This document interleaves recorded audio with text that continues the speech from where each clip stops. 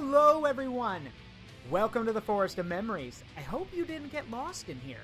I am Zaruk Windcaller, your guardian, your High Remembrancer, and your arbiter. The Bloody Magpies take flight once again. Mechwarrior 5's update has been completed and the Rise of Rosselhog is finished, so now the mods have been checked and reinstalled, and we're ready to go. So, myself and Wanimiko Nile dive back into our cockpits and go out to crush, kill, destroy, and steal. Maybe not in that order, but in excessive quantities. Also, before we begin, hey Inu, I'm doing well. Hope you're doing well too. But before we begin, I need to talk about something.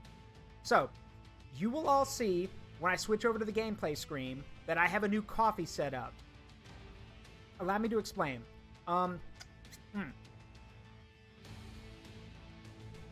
If you saw the collab stream between Inu and I yesterday, or you've been in my streams for a while, you probably know that when I left the old city I was in to come start my new job, the apartment complex I was in had a 60-day notice for leaving, not a 30-day notice. And I had to empty out a lot of my bank account so I can move, pack everything up, move, get everything situated. I have started my new job, which is great. But because we're paid bi-weekly, and pay comes in on the 7th and the 25th, or sorry, the 7th and the 22nd, this means that I don't get paid very often. I get paid a lot, but not very often. And with what came in yesterday, I barely have enough to make rent. I will be able to pay my current rent, but then I also have to pay rent at the apartment I'm not at anymore because of that bullshit 60-day notice. I don't like doing this. I have a coffee donation set up to just give me a safety net of things, because if I was to pay, like, on March 1st, I'm going to have to pay 2 things of rent, and I'm probably going to be broke. Like, nothing in my bank account, because I just don't have the money. I had to, again, now that I'm in the new job, I don't have to worry about it, but this goddamn 60-day notice is basically making me pay twice the amount of rent. And I've done what I can. I've gotten help from family and everything, but yeah, it's... Hey, again, I appreciate it, Tom. Again, I'm not begging here. I just need the help. That's all. And if y'all can help out in any way, that means a lot. If not, I'll figure it out. My parents have already volunteered to step in and help out a bit. And again, this is the only time I'm going to do this, because now that my job is situated and started, I'm not going to have to worry about this. So I'll have enough. So, again, even if you can't donate, a sub or pass a subscription or passing the information on to anyone helps, because I get money from the subscriptions. As y'all know, Twitch subs pay out every month, which that does help. It does. And this has helped too. So, again, pass this info around. It means a lot. It helps me. And this is the only time I'm going to do this, because you guys are not my piggy bank, and y'all don't finance me. I do this for fun, not a living. If I could do it for a living one day, I will, but not now. But anyway, I just wanted to be honest with all of you. So let's get started. I return. Say hello, Nile. Oh. Hello, Nile. Thought you walked away. So, before we get started... Hello, Gordon. So, before we get started, a few quick things. You may all notice that there is a new channel point redeem set up. I talked with Nile and we got it set up. So, you like that? Yeah, like that. Yeah. So yeah. Yeah. So, as I said, I'm going to do this with a lot of other VTubers, and Nile is an obvious one. Heck, once Nile gets, oh, okay. Yes, Keldrick says, yes, this is good. This is going, if this gets out of hand, this is going to inspire so much fan art of her literally taking my job from me. But, anyway, Nile, why don't you tell them about the new mod we installed? So, we have been having a bit of a time trying to find my baby, the Kaiju, which is a customized king crab that has a great face, that has a great body paint, and 4 weapons in its claws, compared to the normal 2. I have found a mod that's called Mech Delivery. We got Amazon and Mechwarrior, y'all. Mm-hmm. The best part about it, though, Zaruk, is that if you have the mod manager, which I guess is, I think it's like a menu that you can add on. You can make it so you can have multiple of the same hero mech. Ooh, that's nice. Which I have done in my file. I have 2 Hatamoto Chi Oni. One's red, one's blue. One's got cluster shot, the other one's got Gauss and What's AC-20. wrong with you? Because I like committing war crimes, okay? Yeah. Look, if you're gonna give me a giant fuck-off robot, that shit better get the biggest, baddest, dumbest weapons. Yeah. Yes. Mech Delivery, founded by Yef Trezos. That is Yip Trezos. Oh god, the furries have taken over Amazon. Now we're all in trouble. No, that's the best part. It's run by a cat girl, so they get to commit war crimes for free on the reg. I mean, considering there are real-life cat girls, as we've established in the Yeah. Battletech universe, I mean... Yeah, yep, that's the joke.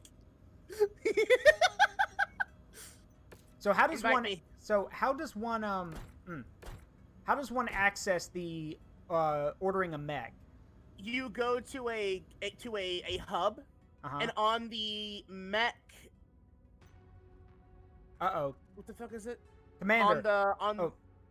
Oh, I gotta read this. Commander, our reputation is at a level where rival mercenary companies will now take notice of our operations within their assigned territory. Rival mercenaries will patrol territories that they are active in. These territories and allegiances will shift as the mercenaries take up new contracts of employment. The capabilities of each mercenary company is displayed on the star map when selecting systems within their territory. When deployed, rival mercenaries will use mechs and pilots based on the patrolling unit's attributes, regardless of mission difficulty. Oh! More death fodder! Wonderful. We will make them respect us. Yes. Okay, so where do I go? Go to any hub. It doesn't matter where. Who the fuck are these guys? Hold on. Oh no. Oh no, we're gonna avoid... Oh shit! Yeah, That's the Wolf's Dragoons? Yeah, those are the Wolves Dragoons. We're gonna avoid them like the fucking plague. Oh fuck. They're that is like, okay, no fear, no, the Magpies know no fear. Wolves Dragoons nearby, one fear. Okay, for those who don't know, Invite. oh right, the Wolves Dragoons are the most, somebody just donated. Thank you, whoever that was. I can't see, Oh, it's Inu. Inu, buddy, you didn't have to do that, but thank you, I appreciate it. Really, I do. We know no fear, but we do know common sense. Yes, that's the Magpie's description on who we're afraid of. We know no fear, but we do have common sense. Thanks, Inu. I appreciate it. But, who are Wolf's Dragoons? In the world of Battletech, Wolf's Dragoons are the most elite mercenary company in the entire Inner Sphere. They are scary with how good they are. They have the best gear. They have the best pilots. They take the best missions. Like, to join them is considered an honor among all others. And people flock to try to join their mercenary group. So, and it's ironic that they're the first people we spotted, because we're going to stay the fuck away from that. Who else is here? The Blackhearts, never heard of them. Hansen's Rough Riders. I love the idea that it's like one of them hears you say that. It's like, the Blackheart, never heard of them. And they're like, huh? Yeah. The Thumpers. The Thumpers. Well, literally, their icon is just a giant fist. I was imagining the fucking Bible thumpers from Monty Python, the Holy Grail. Yeah. Brion's Legion. Wait, Pokemon have their own legions now? I was gonna make the same joke. You beat me to it. The Northwind Highlanders. Those are the guys that paint their mechs tartan colors, like that Lavender uses. They're there. Who else is around here? Who are you? The filthy what? Filthy I don't know. How the fuck do you say that? Lucre? How's it spelled? Lucre. I'd say lucre. The filthy lucre? Odd Yeah, name. it is lucre. Yeah, weird Filthy name. lucre. Yeah. Because I've heard that word before. Mm-hmm. That's in Dragon's Crown. Oh. Yeah, it's pronounced lucre, money, especially when regarded as sordid or distasteful or gained in a dishonorable way. Also, Inu says, warning, big ladies are committing war crimes and they're kidnapping tinies as we speak. Oh no! Inu, we don't kidnap people, but Nile does steal mechs. Tell him, Nile. I was gonna say, around big ladies. Yeah, she's literally a kaiju. She steals mechs. Like, once we're done on a battlefield, she literally hauls the mechs onto our dropship and we see if we can use them or not. Alright, we got the Kellhounds. I've heard about them. Lyndon's Company. Who else is over here? the Waco Rangers. Okay, not bad. That's oddly specific. The Aerodani Light Horse. You'll notice these are all groups you can get hero mechs from, which I think is cool. Who are you? The Gray... Oh, no. Oh, yeah. So, Zaruk, fair warning. Yeah? There was one thing I did need to mention. What's that? I had a custom mech installed after... It was updated for this update, but when I tried to use it, It didn't work? The camera clipped into the ground to the point that I couldn't... It wouldn't work, and the UI vanished. Yeah? So... If that happens with your Timberwolf, we'll figure it out. Yeah, the Gray Death Legion, which Lord Raleigh says, are they here? Yeah, there they are. We have Harlock's Warriors. Doth Plagueis the Wise. Okay, you know who I want to see? I want to see a reference to the old BattleTech TV show. Have there be a mercenary company named after that? Because Lavender and I told you that story. How the old the old 80s 90s BattleTech TV show was an actual TV show in the Mechwarrior canon. Yeah. There's the Mobile Fire,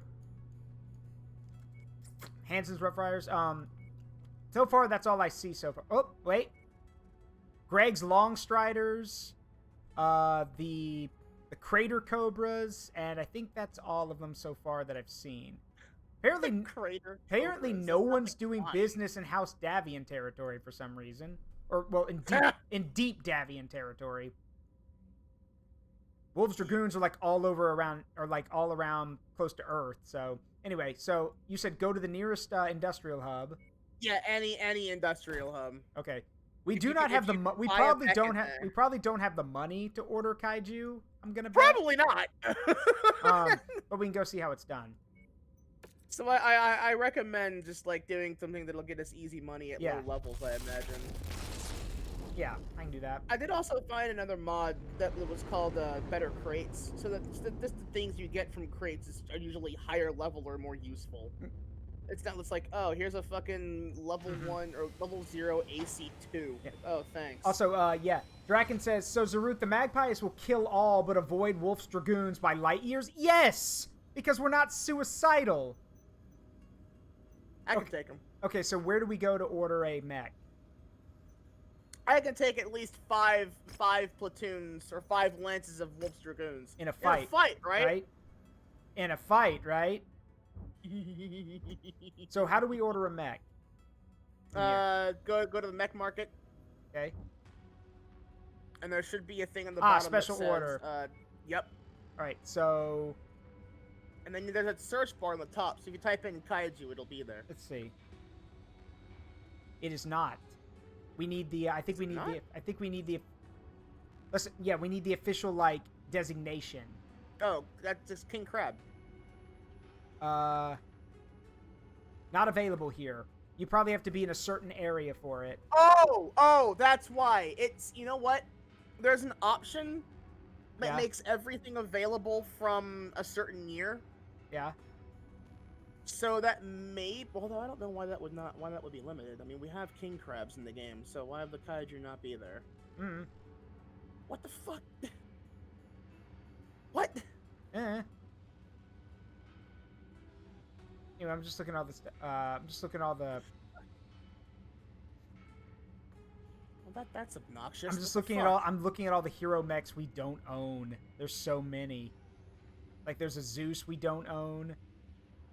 Yeah. Your hero mech will make a fine addition to our collection. Yeah, for those who don't know, we have we turn our dropship into a museum with all the hero mechs we steal. I mean, acquire. It's a big ass fucking dropship. Yeah. Yeah. We've literally and just to prove how much. Like, here's the thing: most of the people in the Inner Sphere, most of them respect us. A few of them fucking hate us. Like the Caretans and the Capellans hate us. But that's also mainly because we made it a point.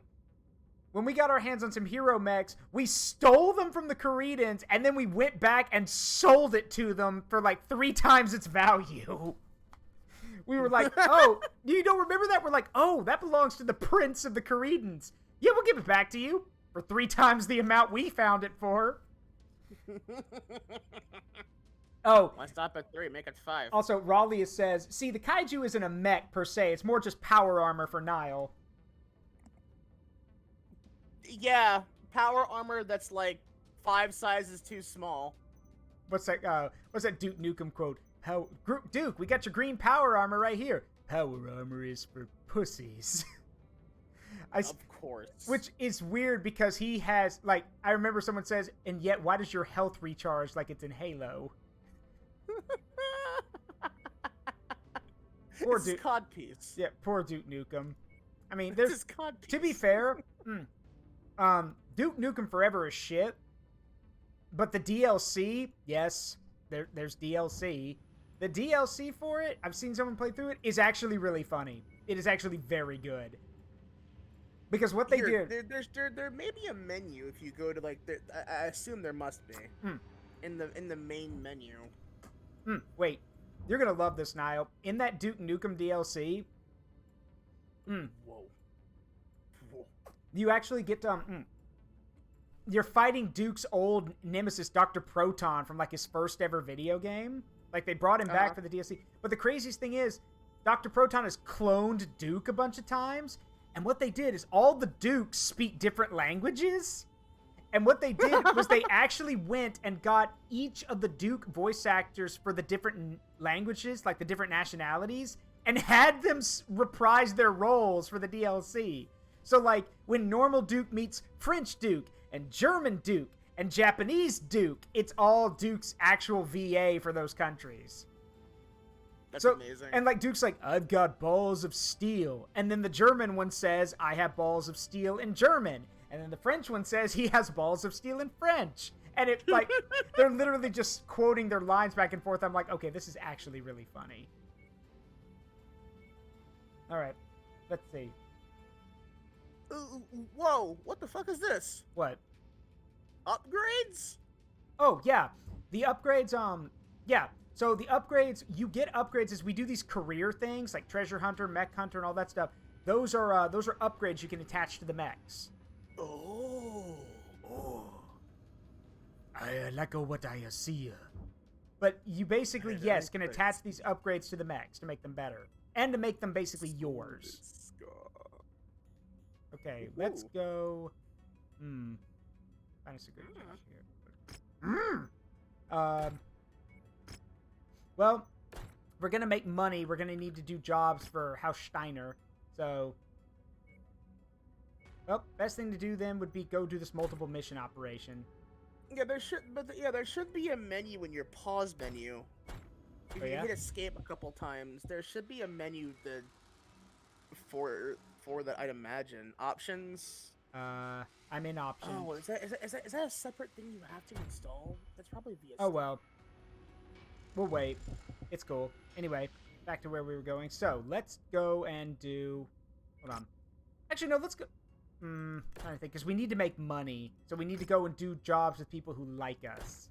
So the best thing to do would be go... That'll work. That'll work.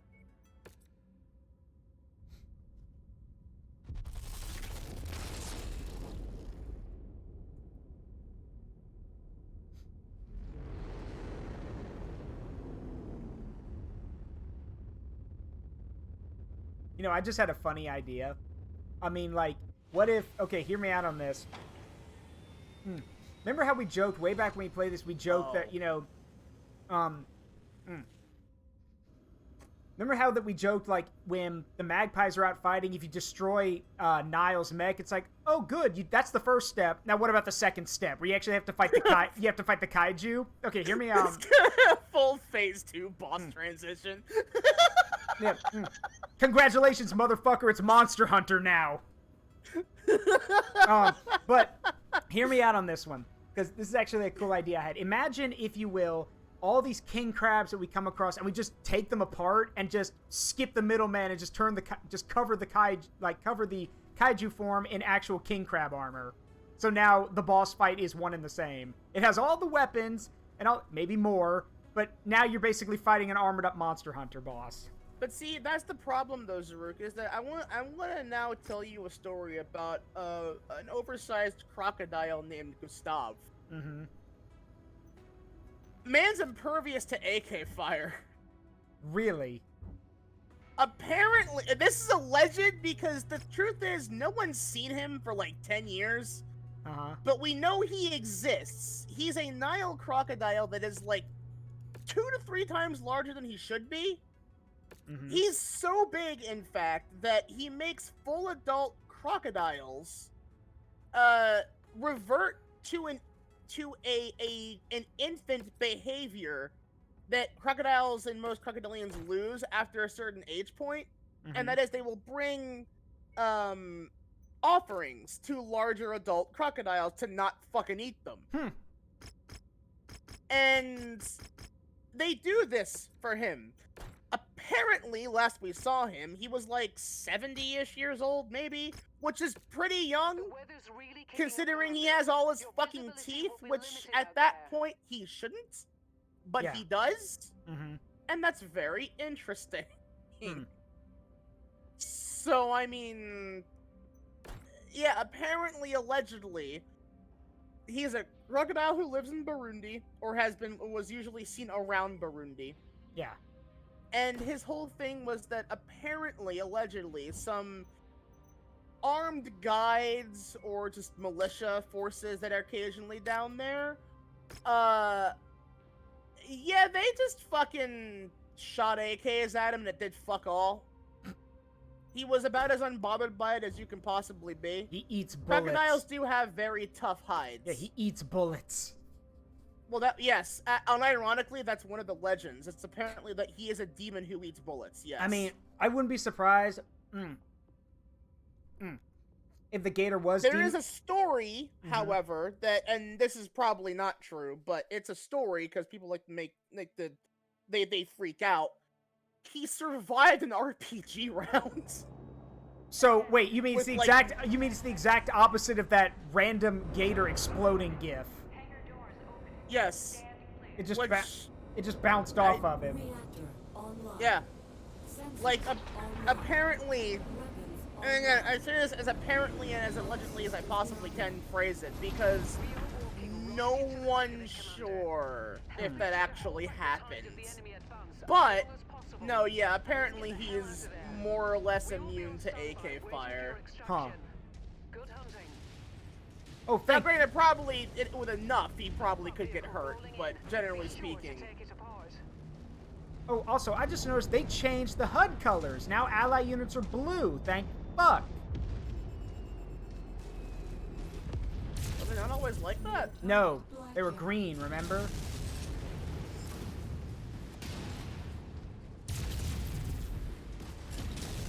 I mean, I thought green was usually meant specifically for our own crew.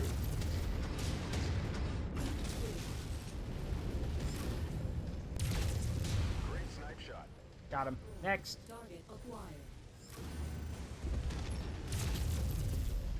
I have you now. Gotcha. I have you now.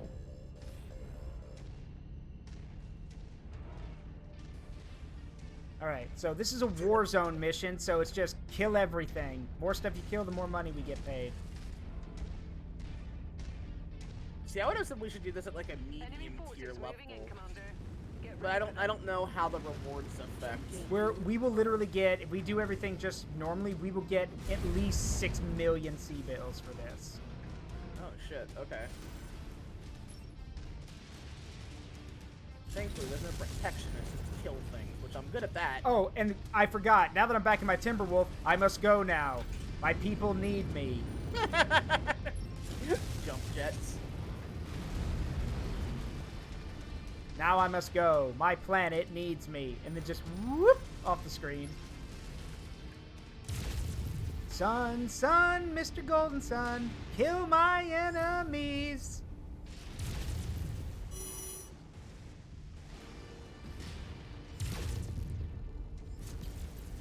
Took that one Got him. down with a clean headshot.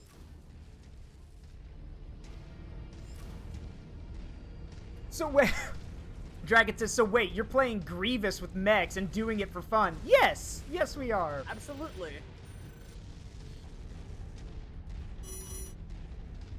This big pretty ship girl will make a fine addition to my collection. Captain, where am I? Yeah, Captain, where am I? Is the fighting over now? Your assault mechs will make a fine addition to our museum.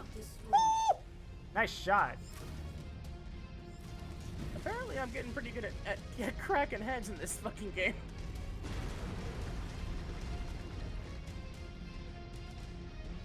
That poor Javelin is fucked if he goes the wrong way, because they just dropped off a whole lance, so... Oh yeah, I got a lock on a Highlander. Oh shit, okay. It's one of the new ones.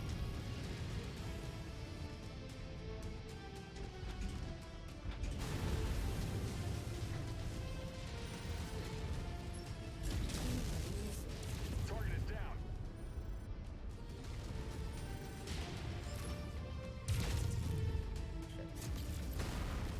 Alright, just stripped his arm off. Head's exposed. Head is gone. Focus.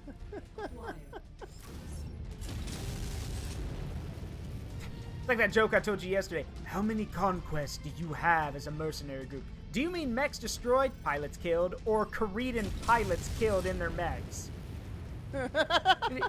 Discord sound. Ba-doom. They hang up. Yep. I like the idea that there's like a fucking galactic Discord, and that's how we get all our merc work. Yeah. It comes in via Discord request.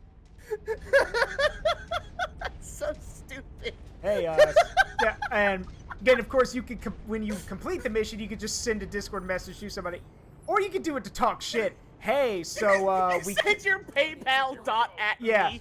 yeah. Hey, so we killed your mech lance. Laugh out loud.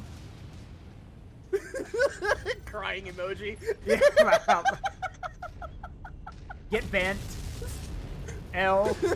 What is L it? plus What's malts. what's the whole Malts, thing from Heavenly? dope. What's the whole thing? Don't care. Didn't ask. Stay mad. L plus ratio mauled seed cope. Yeah, something like that. Yeah, all right. I'ma head out. Absconds from the Discord call.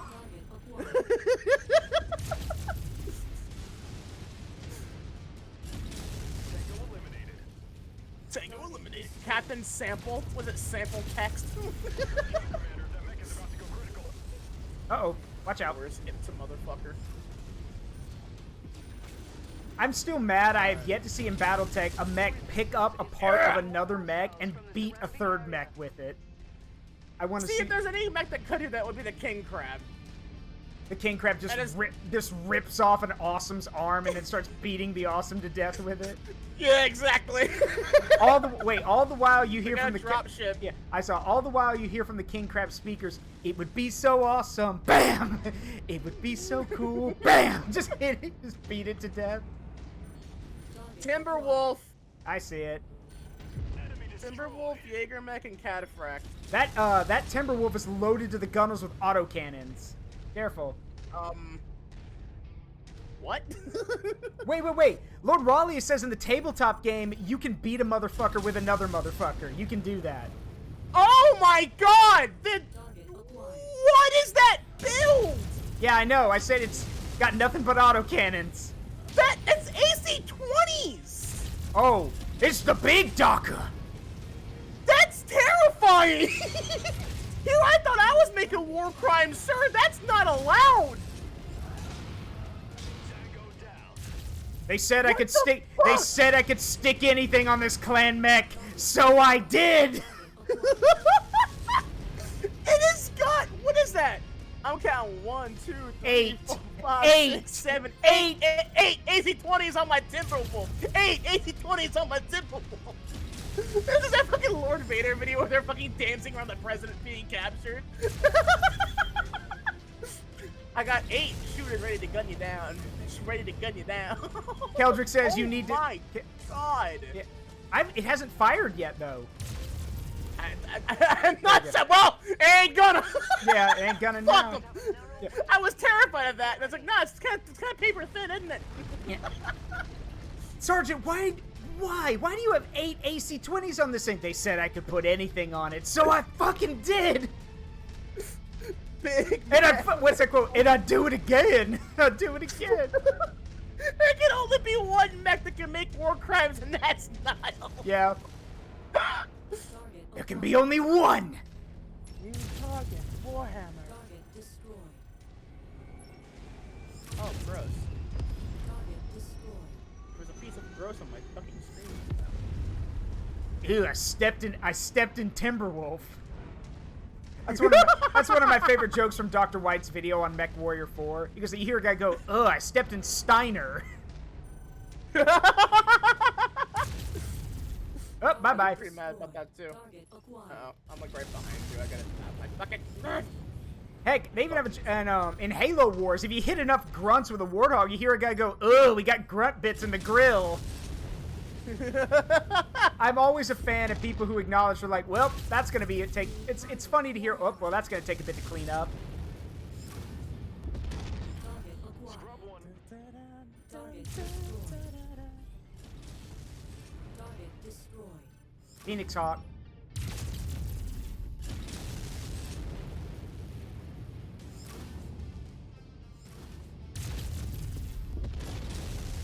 What Phoenix Hawk? Also, I had a crazy idea. So, you know how we know that urban mechs are used for all kinds of silly shit, and they're basically for civil defense and everything? Uh-huh. I want you to imagine, I had this funny idea of an urban mech designed like because maybe people wanted to build some kind of water attraction. They just rig up a high-pressure hose to an urban mech and have it spray water everywhere for people. Because again, in real life, you know, they've used fire hoses to break up riots, but then afterwards they're like, all right, no more riots, so we got to do something with this water gun urban mech. Ah, yeah, let's go use it to have fun with the kids, and just, you know, have Water this, park urban mech. yeah, just have this urban mech water park. It's like it's dressed up like a giant fire hydrant. Yeah. Hang a sign on it. It's got a custom headpiece that gives it like a fireman hat. And it has a sign on one of its legs that says, if your dog marks its territory here, you're gonna lose your dog. Because it'll just lift up its leg and stomp on the dog. And also, Lord Raleigh says, you're talking about the deputy dog. It has fluid sprayers. Oh, so there is a firefighting version of an urban mech. That's cool. Oh, laser hunchbacks. Oh, look, a laser hunchback. Now it's dead. Critical. Well-placed kill shot. Get fucked, buddy. Those two probably thought they were the gruesome twosome showing up to do work, and then the first one's like, oh well, we're fucked now. Oh man. We're gonna send you a screenshot real quick. Hang on. I'm gonna put this in non-speakers. Hold on. Go for it. I just got blinded by my own mech's fat ass. Wait, don't you have Rocket? Didn't you build Rocket? Yes, I did. Yeah, I built Rocket in my own save. Nice. It looks like she's got striped stockings.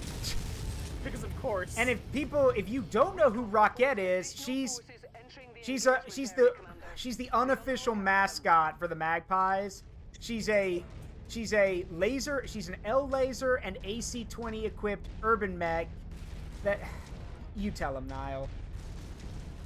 The overall joke was the idea that not unlike that game Nikkei, it has a mega massive fat jiggly butt to counterbalance the fact that it's rocking an AC-20 burst fire. So its fat butt counteracts the recoil on the AC-20 burst fire. Thank you for the hydrate, Draken. And there is also a prototype AI installed, so it sounds like what we say. It sounds like GLaDOS from. Yeah, it sounds like GLaDOS, but it has speech patterns like HK-47 from KOTOR. Proposal. Yeah. Go fuck yourself and die. Yeah. Let's see. What is it? Exclamation. You do not belong in this mercenary unit, nor in this museum. State your purpose, or you will become nothing more than a smear on the wall. You know, Zaruk, I could make it worse for you. How? There is an artist that is capable of animating still images. If you look, if you want to animate that still image, you go right ahead. Because like it's like I can also send you to their page, because like if you want like an animated variant of your starting stream soon thing, they do that. Oh, cool. They will take like still wallpapers and like animate them for. Well, send me their like thing that. and I'll Yeah. save it, because I mean, it's the money's tight. That's why I have the No, donation yeah. thing. Yeah, I will happily send that. Oh God, what is that? That's a Victor. Target acquired. Okay. And over here we got an archer. That's my old concern. Hey, look, it's a Griffin. You ruined Berserk. Die. Lamau. I don't even get that joke, but that's funny. I am being pelted really hard right Right, now. pull I'm back. I dropping got frontal it. I got it. I like got it. crazy. I got it. This archer does not like me very much. Incoming missile.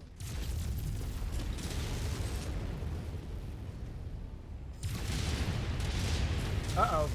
Right, my core just got exposed. I gotta pull back. Okay. I'm gonna head to the Yeah, thing let's then. go. Incoming missile. Whee! Contract successful. Ow. Time to get paid. Ah, I'm stuck on a rock! Help! Ass too fat! Crab stuck! Crab stuck! Crab stuck! Please, I beg you! Please! I beg I you! beg you! I'm dead! Hey, Solar, how you doing, bud? Wait, have you seen Doge stuck? Yes, I have. With the motion blur? Yeah. Heavy's like, why has it got motion blur? Why's it got motion blur? Doge stuck. Doge stuck, I beg you. God damn, all that fucking salvage though. Yeah, but we don't need any of it, and besides, we couldn't. That Timberwolf could would have sell been it. not. Well, that's the thing. I don't have the salvage parts for it. I went with money. Oh. I went with the money. The International Bank of Money. All right. Money. So we made 6 million off of that. Not bad. Well, okay, yeah, roughly, because we're gonna have to repair all our shit. Yeah. The total repair is gonna be about like 1.2 mil. Somewhere around that. But don't forget, it's we have some backup mech. So anyway, see, let me find us an easier job to do where we don't we're stomping easier people. We'll get paid Yeah. more, but you know, see, I believe I'm probably gonna temporarily refit the Marauder though. go ahead. I think we should probably just go to a hub before I do that, just Yeah, so I don't have to I'll spend warp us too to much one. money on that. Yeah. Cause see, in my save file, money's not a problem. I'm just being careful with Yeah. yours.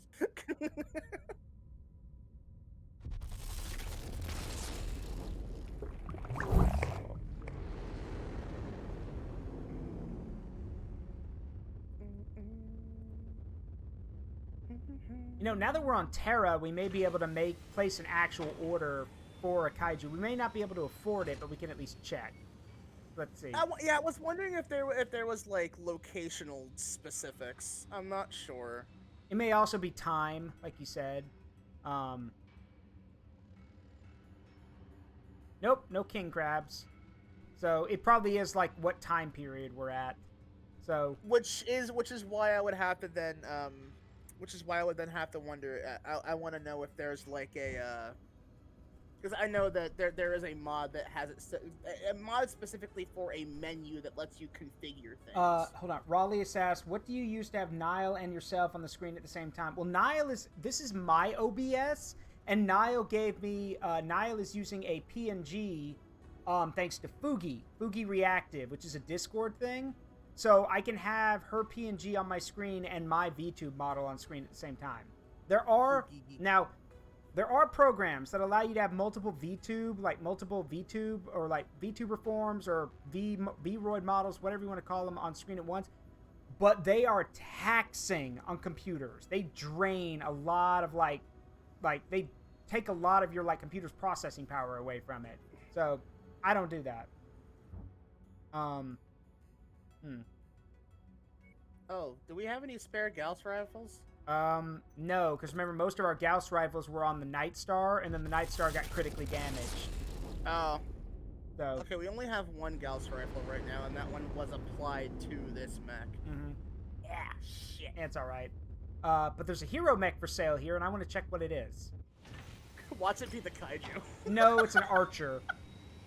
Oh. Bigger. Hey, Grinx, how you doing, bud?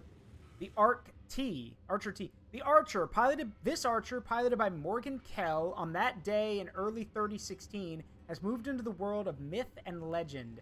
Determined to protect the lives and honor of the surrounded Kell Hounds mercenary regiment, Morgan Kell stepped forward in Tempest to sacrifice himself in single combat with enemy commander Yorinaga Kurita, despite his archer's obvious lack of close combat weaponry. But as the killing blow fell at near point-blank range, Kell's 70-ton war machine emerged completely unscathed. Eyewitness accounts claim that despite seeing the mech with their own eyes, no computerized sensor detected the archer's presence, as if the mech was nothing more than a phantom. No credible explanation of the phenomenon has been put forward to this day. Pretty sexy, I'm not gonna lie. Let's see. Well, it's a little expensive. Do I believe it? I mean, that remains to be seen. Yeah. But let's see. Where did I need to find out what because when we started this career mode, we picked who we started with. I'm trying to remember where we started our like where did we start our career?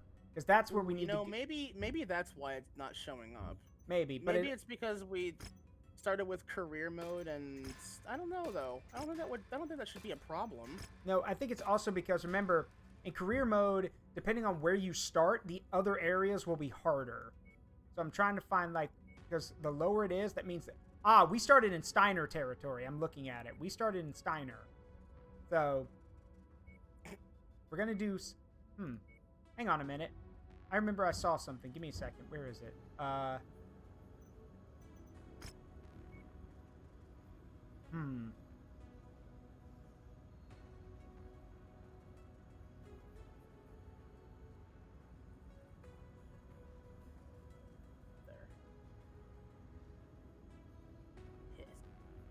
yeah, heavy rifles are a thing that exists. Hold on.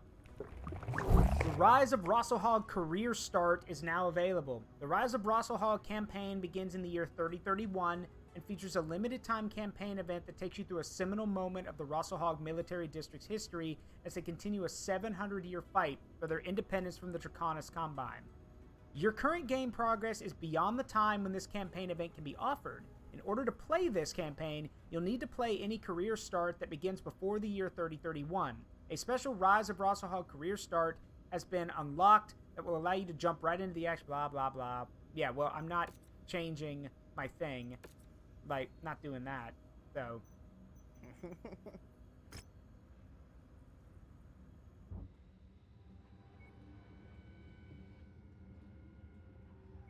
I mean, that's basically saying, hey, go start your career over again. Absolutely not.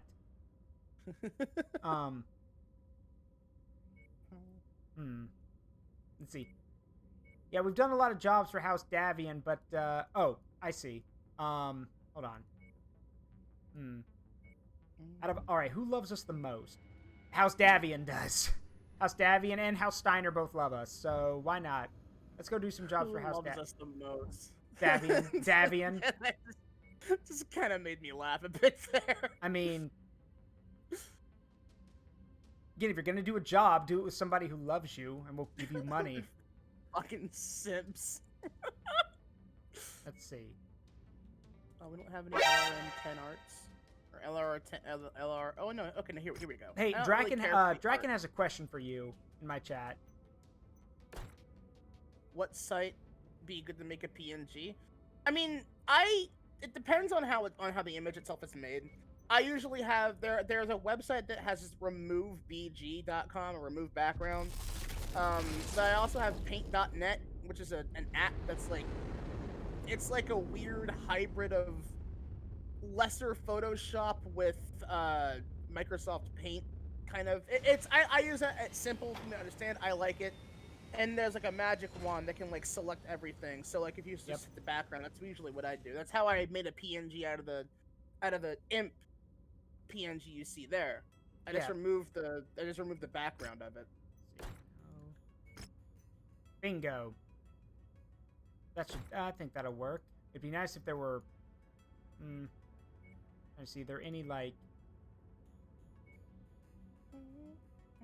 I don't mind picking a fight with another mercenary company. I mean, more money in the long run if we fuck them up. Let's see, why not? Let's go do this one. There we go.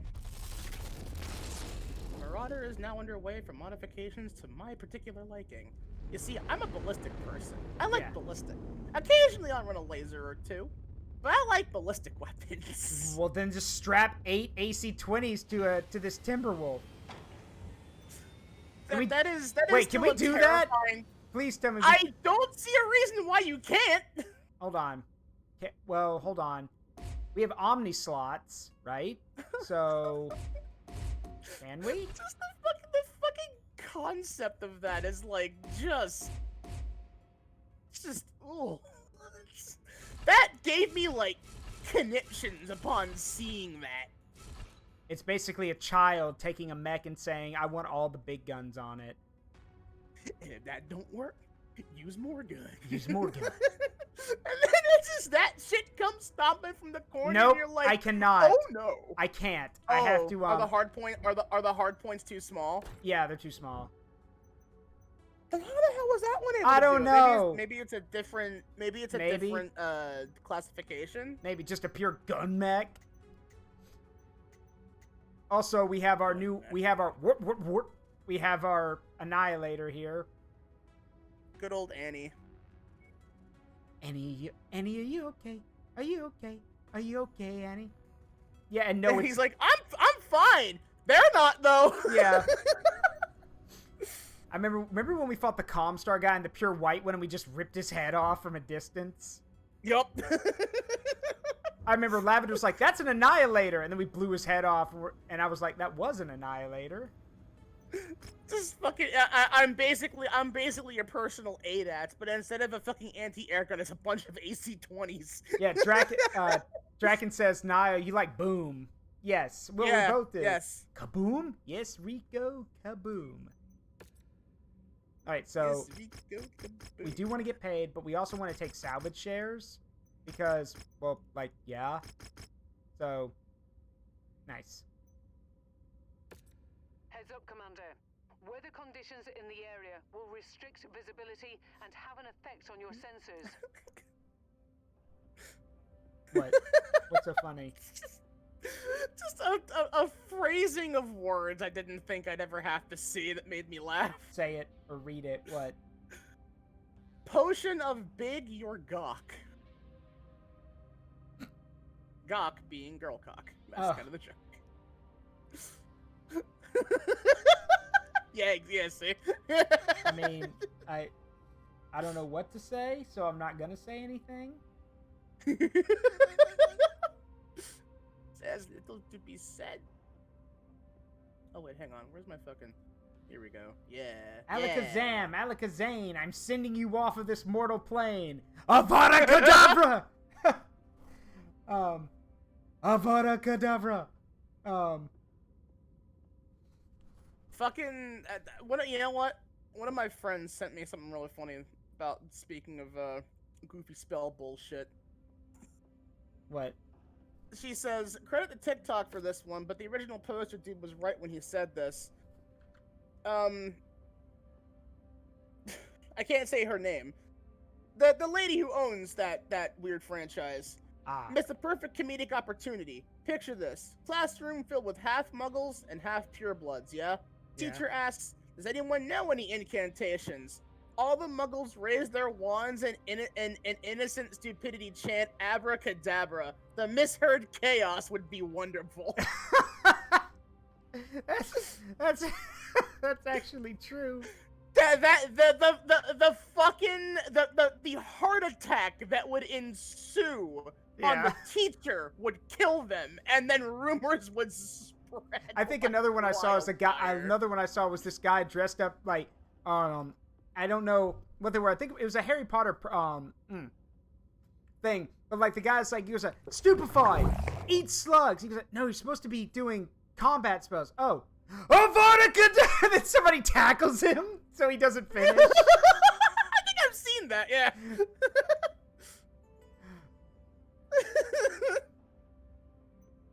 I'm getting big. Yes, you are. Which now wonders.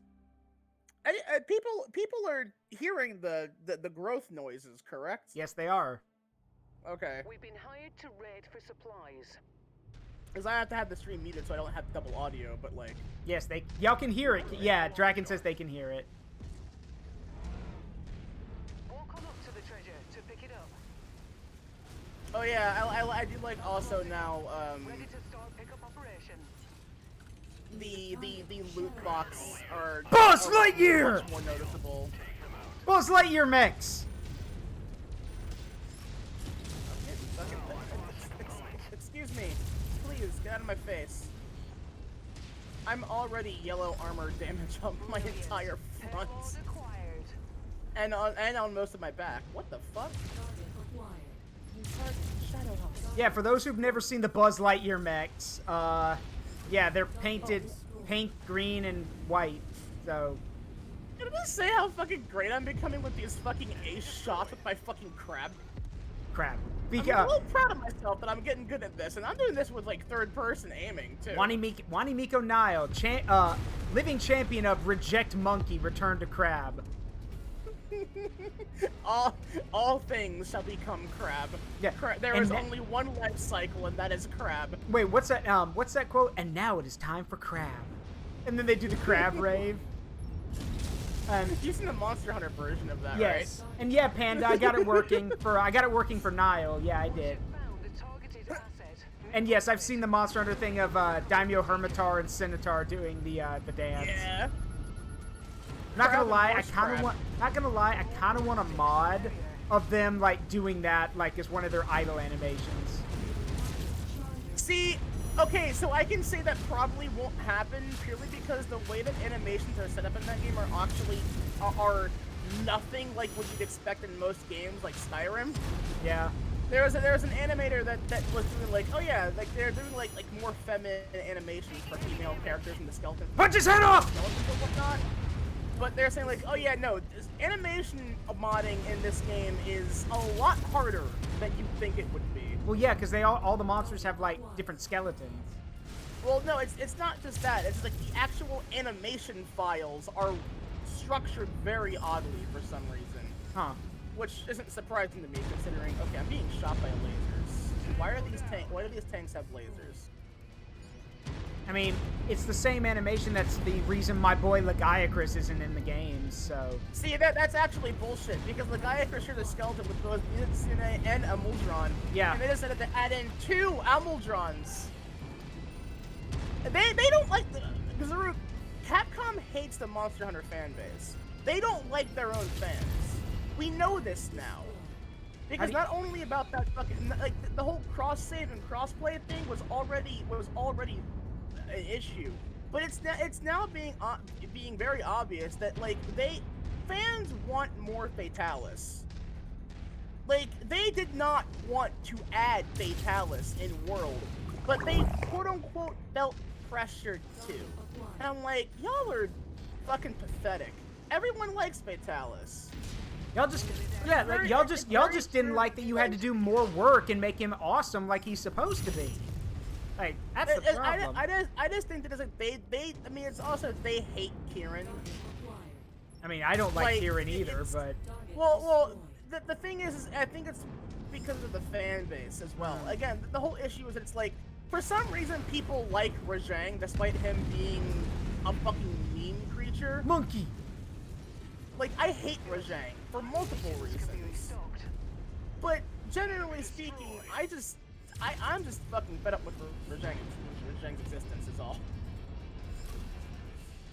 But why would they not include Lagiacrus? Is it just because it's a fan favorite and they don't care, or? No, because they broke the model in World and then didn't want to admit that they didn't want to continue fixing it. Oh. But clearly they did, because I also want to point out, Almuldron and Mizutsune have longer necks than Lagiacrus, so there is absolutely no excuse for that. I like how I've gotten so big now that, like, I'm covering a good portion of your fucking frontal. I mean, I have heard the argument, and I can kind of see the parts of it where people are saying, well, don't forget, Lagiacrus is kind of like, unless he's in the water and can do all of his, like, special abilities in the water, he's kind of boring. Okay. Not true. I've fought him in Generations. That's a lie. Get here as quickly as you can, Commander. I mean, if you don't, and I mean, if you want more, like, if you want to be more creative, you can throw in normal Lagiacrus and Ivory Lagiacrus. The difference is that Ivory Lagiacrus, according to the Monster Hunter 3 lore, Ivory Lagiacrus lives more on the land than it does in the water. So it's going to have more land-based attacks, it's going to be more heavily armored, it's going to have all that kind of stuff. What if, Keldrick says, what if Nile for Kaiju Hunter? Well, if you keep making her bigger, then that might happen.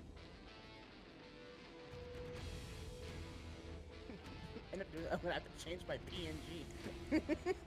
Into what? What do you think? Oh, yeah, I understand. You know as well as I do, though, people probably want to see, like, you know... Well, I know you're working on the, because I'm trying to think, you have, like... You're still working on the Chaos Nile thing. The actual size ratio, yes. Yeah. I mentioned it, like, the artist that did it has already agreed to doing one with her actual, like, curve size, but they're going through a lot of, like, they have, like, a big backlog right now, so they want to get all that cleared out of the way, which is totally fine. Also, I want you to see, mwah, look how clean that kill was on that charger. I was, like, so many meters behind the rest of the group that whole time. Anyway, we sadly can't take it with us, but we can take everything else, so... Find another low tier one. I want to bring the Marauder. I will. Well, it's gotta finish getting made first, but. Oop. Hey, Fountain! Thank you for 14-month subscription. I appreciate it. Love you, baby. Hey. Oh yeah, I should probably get a drink. Oh.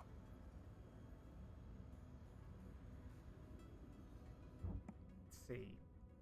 Alright, well now that's done. Let's see, let's go again. Let's see.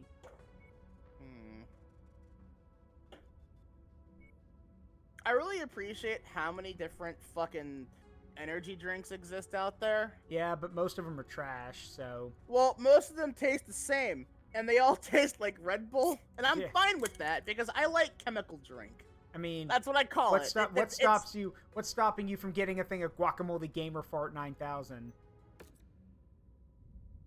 Or do you just not... My personal spending money. Oh yeah, that's true. Because, truth be told, everyone in this household goes through a 24 or 40 pack of water within a week. Show love 100 Hi Babe Hi Niles 3. And as a result of that, I don't tend to. I usually have my own drinks. And my grandma buys me those. So if she sees a thing, she just gets it for me. I don't buy my own drinks usually. Yeah. Chemical fuel for the brain to go zoomies. Yep, basically. here's the Which is thing. very funny because Oh, caffeine doesn't do anything to me. all right. You guys Yeah, want to know? I'm one of those people that's like more or less immune to the effects of caffeine. All right, you guys want to know a Zaruk fun fact? Zaruk Windcaller, ya boy, went through all of college, got his bachelor's degree, and never touched a cup of fucking coffee. Not once. What did you substitute it with? Nothing. I literally, well, cold water in the morning. That's it. Straight crack. God no. Don't go out. Hey, don't go be out in my supplier like that. No, I'm kidding. No. Oh, hey, are those 2 hero mechs there? What? Yeah, they're ours. Oh, Yeah. okay. You were in the cell tab. I was gonna say. Yeah. I was like, wait, what? So yeah, I never touched coffee, and the main reason for it is because 1, I just didn't want to get addicted to it like so many people did. 2, I saw students lining up 20, 30 people long every morning just to get a cup of coffee, and I'm like, I'm not doing that. And most importantly, I never stressed that much when I was at college, so I never had to worry about, staying up. I slept like a baby most of the time, so I never had to worry about getting up in the morning. Catch that coffee shop like a fucking new console release on day 1. Yeah. they got the midnight campers with the tents and shit. I mean, you don't understand. God, you've seen photos like that, right? Yes, and you don't I'm understand. like, how do you people do this? And here's the thing, you don't understand. There was a coffee shop constructed, like a little coffee shop constructed in our library on campus, and that library would, like, if it was exams, like exam months or exam month, that library would stay open till like 3 in the morning for people to study and everything. And that coffee shop stayed open till 1, just in case people needed to, power through the night. Good God. So.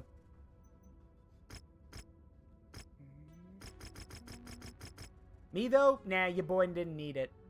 Now, if someone's about to say, "Have you even had it?" Yes, I have. It's just not for me. Commander. Your visibility will be limited out there. I mean, I'll also say that like there are all those people who are like, oh, is it coffee or tea for you? It's like, for me, it's coffee. And I'll give you one reason why. I'm gonna catch a lot of flack for this one. Are you ready for this bullshit? Go for it. In my personal opinion, tea is a LaCroix of hot drinks. It tastes like fuck all, and you add anything else to it, it stops being tea. Hark, what is that on the horizon? I hear the angry screams and wails of the British people from across the pond. I mean, tell me I'm fucking wrong, though. It's look, the problem is that it's like I'm not dissing on tea. I'm just saying that like I guess my taste buds are keyed in for like very specific shit. But it's like for me, coffee remains coffee no matter how much bullshit you add to it. True. You can have them weird ass like double venti macchiato with hyper sugar, turbo syrup, whatever the fuck, and it's still coffee. Saddle up, Commander. This It's just that contract has tea authority stops to being remote tea farming when you facilities. add too much sugar, milk, whatever That's to fair. it. That's fair. Oh god, the pasta community. Let me tell you about them. You know that there are fucking people that are always. Oh, the thing is like. Okay, so fun fact from what I know, most Italians do not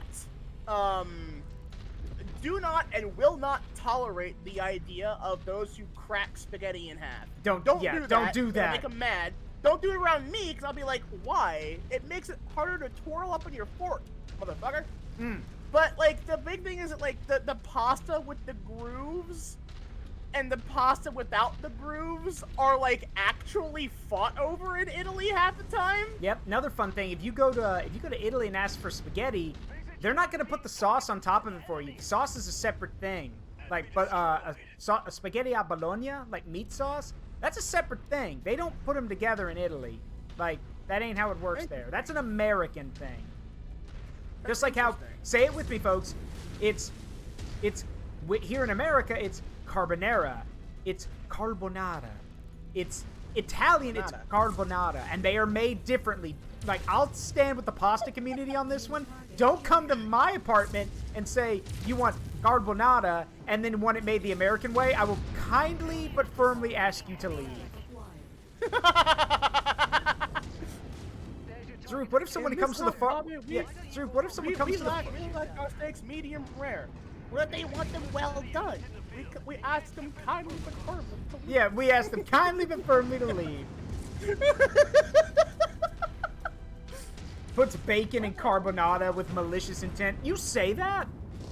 So, You know, is it sad that I don't know any other way how that's made? Because it's made with like carbonara recipe I've seen. Carbonara is made with like pork jowl, which is like it's basically smoked ham that hasn't. It's smoked ham that had like it's smoked ham basically. It could have been cured into bacon, but it wasn't. Basically. Oh, this is a demolishment. I should have brought my crab for this. Oh well. It is now time for crab. Oh no! Blown the fuel tank! It's our own Pearl Harbor! Okay, that was a very bad joke. I apologize. That's in poor taste, but it was kind of funny. Well, consider... Well, I'm happy to say that the reason I can make that joke is because Pearl Harbor was a failure anyway. They openly admitted, they're like, we fucked up. We failed. So... That's interesting, because the Japanese don't like admitting failure. So here's the deal. For those who don't know, the attack on Pearl Harbor had 3 objectives. In basically primary, secondary, and tertiary. The primary objective was destroy the American carriers, destroy the aircraft carriers, because the Japanese were the first to realize that carriers were the evolution of warfare, and as long as the carriers existed, they would prove a problem. So destroy the carriers. Secondary objective, destroy the... Oh! Nice shot. Get fucked, buddy! Secondary objective, destroy the Pacific Fleet. That includes the battleships, the cruisers, everything at Battleship Row, the submarines, that kind of stuff. Do that. Third objective, and again, these were meant to be all completed if possible, but again, in any order, but they needed to be done. And finally, objective 5, the dry docks, the fuel storage, the oil tankers, all the supply stuff, destroy it. Only one of those objectives was completed. Only one. The battleships at Battleship Row were destroyed, though all 8 of them were sunk, though 5 of the 8 would later be raised and put back into action because they sank in shallow water. The dry docks were undamaged, the submarine pens were not damaged, and the fuel and storage tanks were undamaged, which they missed that one, and finally, the aircraft carriers were not there, so they could not be destroyed. I mean, weren't the Nazis also like, y'all just made a mistake going after them? Because they didn't have to declare war on the United States, but they did anyway. The Nazis just could have been like, yeah, no, we're not doing that. But they joined in. They said, no, they declared war on the U.S. even though they didn't have to. My leg's getting red. Yeah, I see, I'm coming. It's not exposed yet. But... Yeah. Which is what led to the Germany First policy, where when in World War II, the Americans said Germany and Europe take priority over the Pacific. When Germany's dealt with, then we can switch all priority to Japan. But right now, Germany first. Which, fun fact for everybody, it's a bit of a dark fun fact, but it's a fun fact regardless. Had the Germans actually made it to the later parts of 1945, we would have used the nukes on them. Fun fact. That's what they were created for, to be used on the Germans, not the Japanese. But then Germany surrendered in May, so the Americans were like, huh, we got 2 literal portable suns. What do we do with them? And they're like, oh, right. Oh. Much as I hate to admit it, it was probably the better option to use it on Japan, primarily because a lot of Japanese historians mentioned that if they didn't, and Japan was forced to millions fight would have to the died. last, Millions would have died. They would have taken their own lives in like countrywide suicide pacts. And the people who fought, to give you guys an idea, Nile is right. Early American estimates for what was called Operation Olympic, which was going to be the invasion of the Japanese mainland, early estimates said that hundreds of thousands of American troops would die and millions of Japanese would die if they went through with this. And here's the thing. The irony is that Nile's right. There are Japanese historians who say all that stuff, but then those same historians have the gall to say that the atomic bomb was a horrific, act of violence against the Japanese people, and that to this day, if y'all don't know this, to this day, Japanese prime ministers continue ask the United States presidents or people to apologize for the atomic bomb. I'm sorry, and here's the thing, to which I respond, okay, then apologize for the 20 million people you guys killed. Apologize for all the horrible shit you did in China. Apologize for Unit 371, and then we'll apologize for the bombs. Which, by the way, the Japanese refused to admit that the stuff in China happened, so they refused to admit it. So yeah, we'll never apologize. Okay, for I'm it. gonna quote a thing from a friend of mine who is also Asian. Yeah. He says, "No one hates Asians like Asians." I shouldn't laugh at that, but that shit's funny. Well, it's true though, because like you all truly do not understand the three-way hatred between China, Korea, and Japan. Wait, the Japanese? I mean both Koreas. Wait, the Korean? Well, yeah, the Koreans do hate the Japanese. I forgot. They're about all that. racist toward each other. Yeah, It's kind of nuts. I forgot about that part. Yeah. Like it is kind of nuts how incredibly racist they all are in like a fucking triangular fashion. No, you gotta say that kinda nuts. Kinda nuts. Yeah. Kinda nuts. It's so. Here's the thing. At the end of the day, remember, what was I gonna say? Right. Remember that history is not and never will be clear-cut. Ever. Because there may be evil people, and there may be evil governments, and there may be evil actions, but even in those, there are people who do good. You guys want a good example? What is his name? Johann, I think it's Johann Ross? Oh, perfect timing, Fountain, thank you. Okay, his name does not come immediately to me. But, so, Nile, have you ever heard the story of the German diplomat to China that the moment we'll say the grape of Nanjing started to happen, he literally went out of his way to save as many Chinese people as he could? Have you heard about this? No. Okay, No. so typically most stories like this I would never have heard of. No. So he was the Nazi Germany ambassador to Japan. Careful, there's a drop off here. I see it. I fear nothing. Loses all the leg Nope. armor. I'm good. Okay, there are lips we can fall down to. Yeah. Okay. Ah! Well, I say that, but... Anyway, continuing the history a bit. So, this man was the Nazi Germany representative, diplomatic representative, to China. And he was there, and then the Japanese invaded and began the Grape of Nanjing.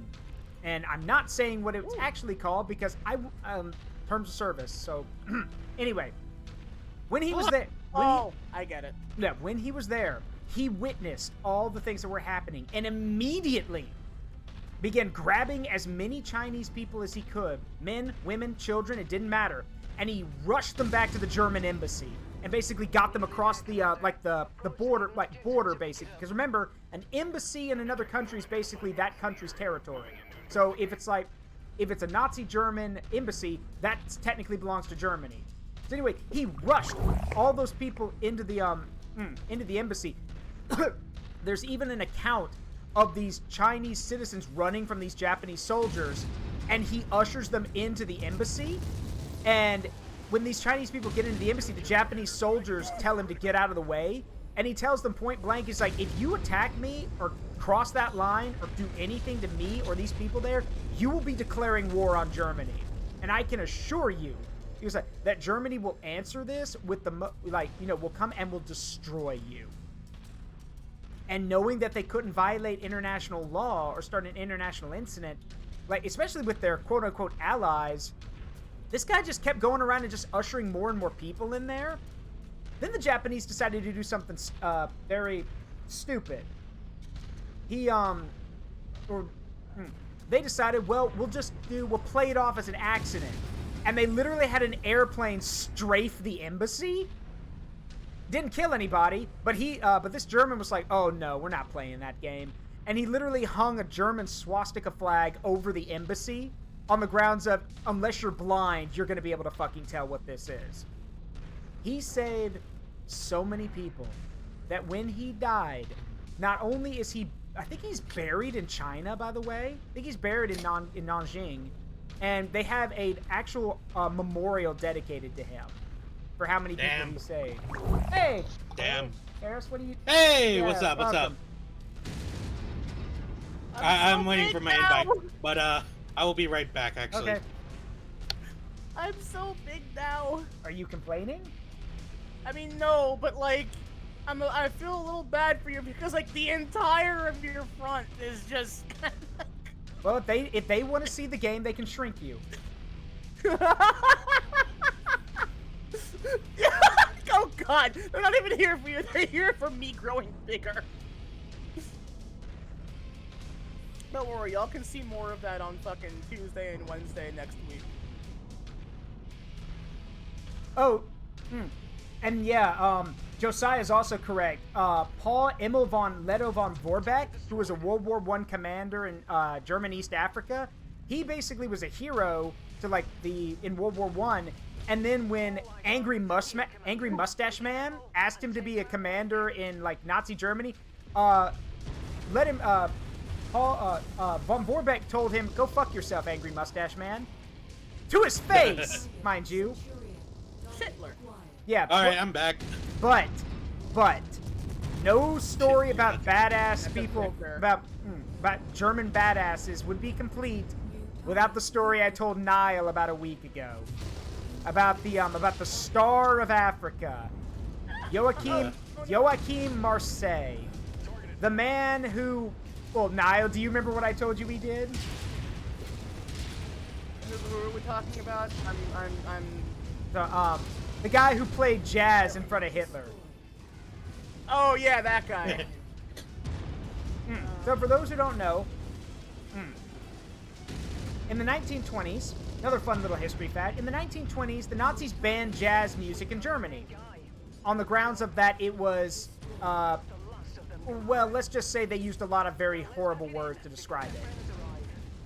And it was banned, you weren't allowed to play jazz. So, but in this case, Mr. Joachim Marseille was basically an ace pilot, and up behind us. And he was invited. Okay. He was at this big shindig gathering with a bunch of business tycoons and all that stuff. And of course, Angry Mustache Man is there. And Angry Mustache Man discovers that, oh, Joachim Marseille is a professional pianist. He knows how to play the piano. So he requested Joachim to come play the piano for them. And of course, they were asking for Wagner, Beethoven, Bach, all that stuff. Now, to give a little bit of context, Joachim Marseille grew up as a middle-class citizen in Berlin. He had a Jewish family doctor. He had many Jewish friends. He had an interaction with them.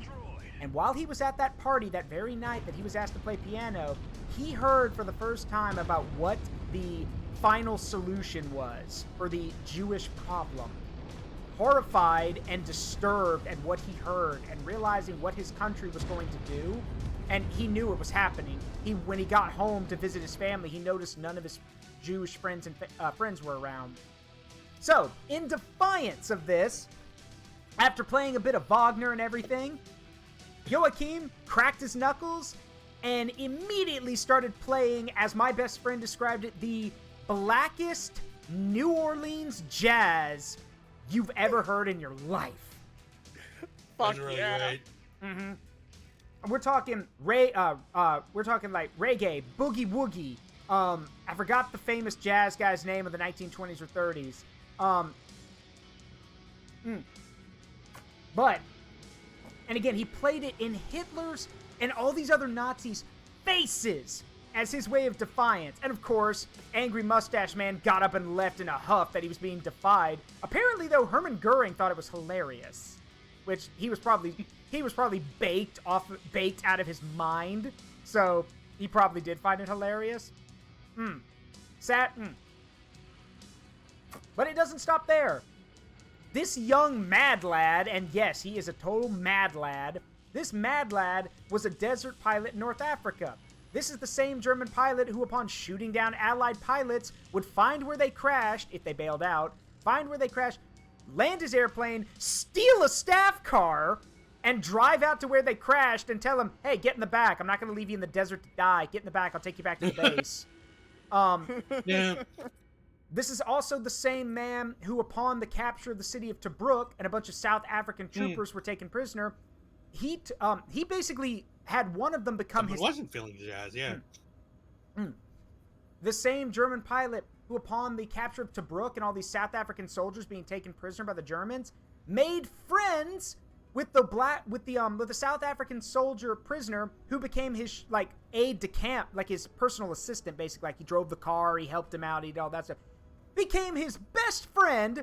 The squadron that Joachim was a part of basically adopted this prisoner. That prisoner bartended for them when they had parties. He helped them, he spent time with them. He would pull Joachim out of his plane if he was too exhausted to get out by himself. And remember, this is a black South African man. And because the squadron loved him and took care of him so much, naturally, higher-ups would find out about it. And they would have very horrible things to say about how a pure Aryan ace pilot should not be associated with lower people. Joachim threw hands with all of those people, including a general. Mind you, he is a squadron leader in the Air Force, throwing hands with somebody who's probably 20 years his senior and way above him in rank. For those who don't know, attacking a superior officer is a court-martialable offense and can get you shot. Oh, yeah, he could have died. Yeah, and he has the energy of the bar fight from Indiana Jones Kingdom of the Crystal Skull, where it happens so suddenly, and it's just some fucking like 1950s or like 1940s rock rock jazz. Shit, rattle and roll. And also, can I get an invite? Yeah, I'll get you. And yes, in this case, he would throw hands with people, and in many cases, he had to be restrained from attacking someone really high in rank. Like, his wingman had to basically say, no, it's not worth it. Not worth it. But probably my favorite fun fact about him, and why he's my favorite, probably one of my favorite pilots in history. Before he died, and yes, he did die young, he died in 42. Before he died, he went to his squadron commander and told him everything he'd heard at that party about everything. The final solution, the plans, everything. And after telling him that, he told his commander, swear to me that no matter what happens, you will protect that prisoner we took in. Because if he's handed over to anybody else, who knows what they're going to do to him. The commander couldn't really believe what he was hearing, but he did swear that he'd do it.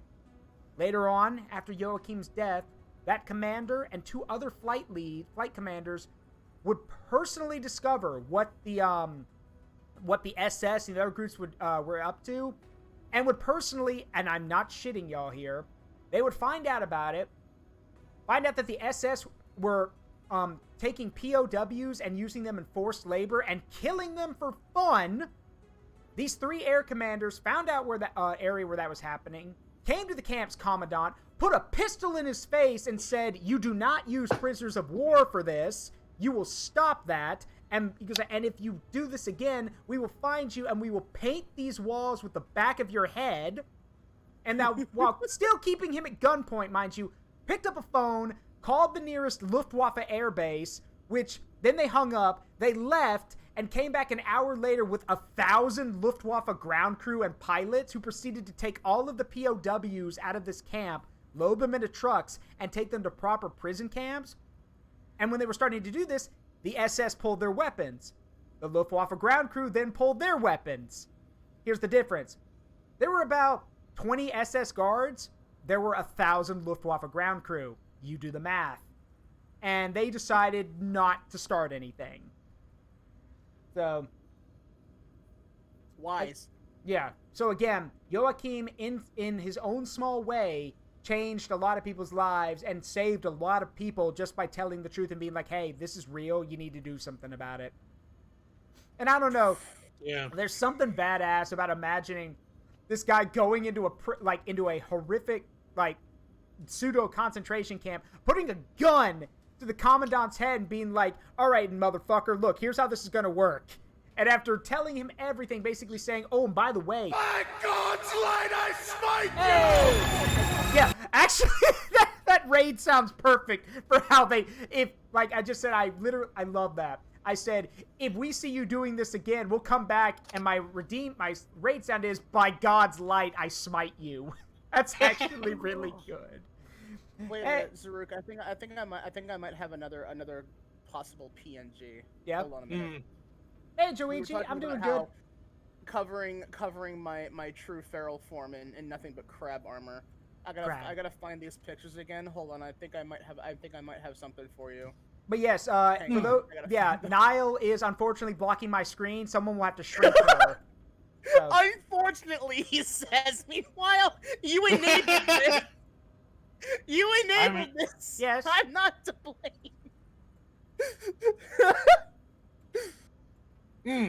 Wait, I got a question. Have you run into a Crusader yet? No. Not No. We have a new mod. We still can't get my fucking kaiju because it's not showing up for some Yeah, it's reason. not time yet. It has to be like timeline related. So, whenever the time, whenever the king crab was created for the timeline, that's when we can get it. Which I also want to say that I think the other reason is because I forgot that there was a separate mod that you needed to do in order to get the what was it, the menu specifically for customizing the options for such things. Anyway, who wants to go poke Wolf's my God. Dragoons? I totally fucking couldn't do that. Oh, Zaruk. What? What have you done? Let's go. What have you done? You'll see in a And minute. hello, Insta. How you doing? And yes, we're playing Mechwarrior. What have you done? You'll see in a second. Ave Marie. What have you done?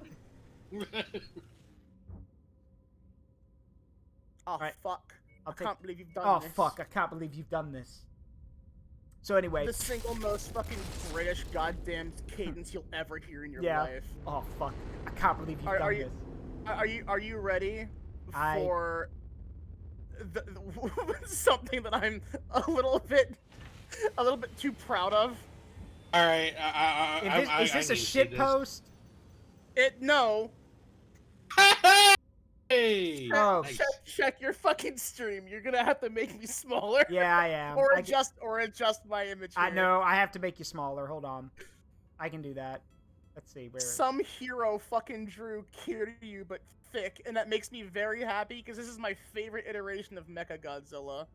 There we go. God, that actually works Oh my for what God! we're doing. Kiryu has tits. Fucking breaks out my fucking rail guns. Oh, you got Jaegers and little mech warriors? That's cute, kid. Let me show you how we took care of kaiju back in my day. Back in my day being 2002, but you know. Mm-hmm. Damn, that's a thick Kiryu. Right? Oh, it got better. There's a bigger boobo one. I'm not using that one though.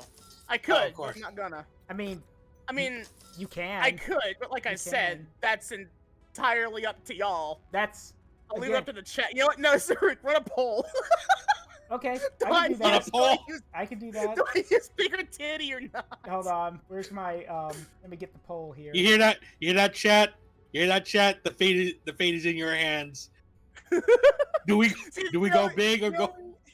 The only reason why, hang on, I'm gonna have to like send you the image first. The sir, choices but the choices are yours and yours alone. The only reason why I didn't go with that one is because that one's a bit more ecchi. So, a bit being like Well, let me Hold on, let me see it first before I post this poll. Yeah, Oh, at yeah. the end of In the meantime, can y'all see to repairing the mechs? While I check this. Oh, yeah, Yes. sure. Yeah. I'll take care of that. Yeah, I don't think so.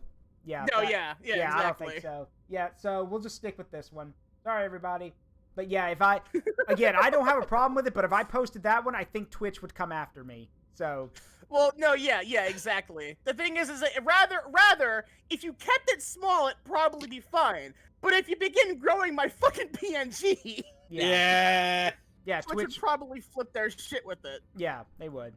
Anyway, Which should not let's be fun. let's go Speaking poke of Wolf's which. Dragoons. Because why not? Hooray! Also, I hope you enjoyed the DLC I got you. I do appreciate. Yeah, I noticed. I was like, wait, I didn't get Russell Hog, and then I'm like, oh wait, I didn't. But I still have to get it. it's I've heard like, so people say the campaign stuff's good, but everything else is like meh. Like they're just. Someone said, he goes like, this is basically what you should expect from a DLC for this game at this point.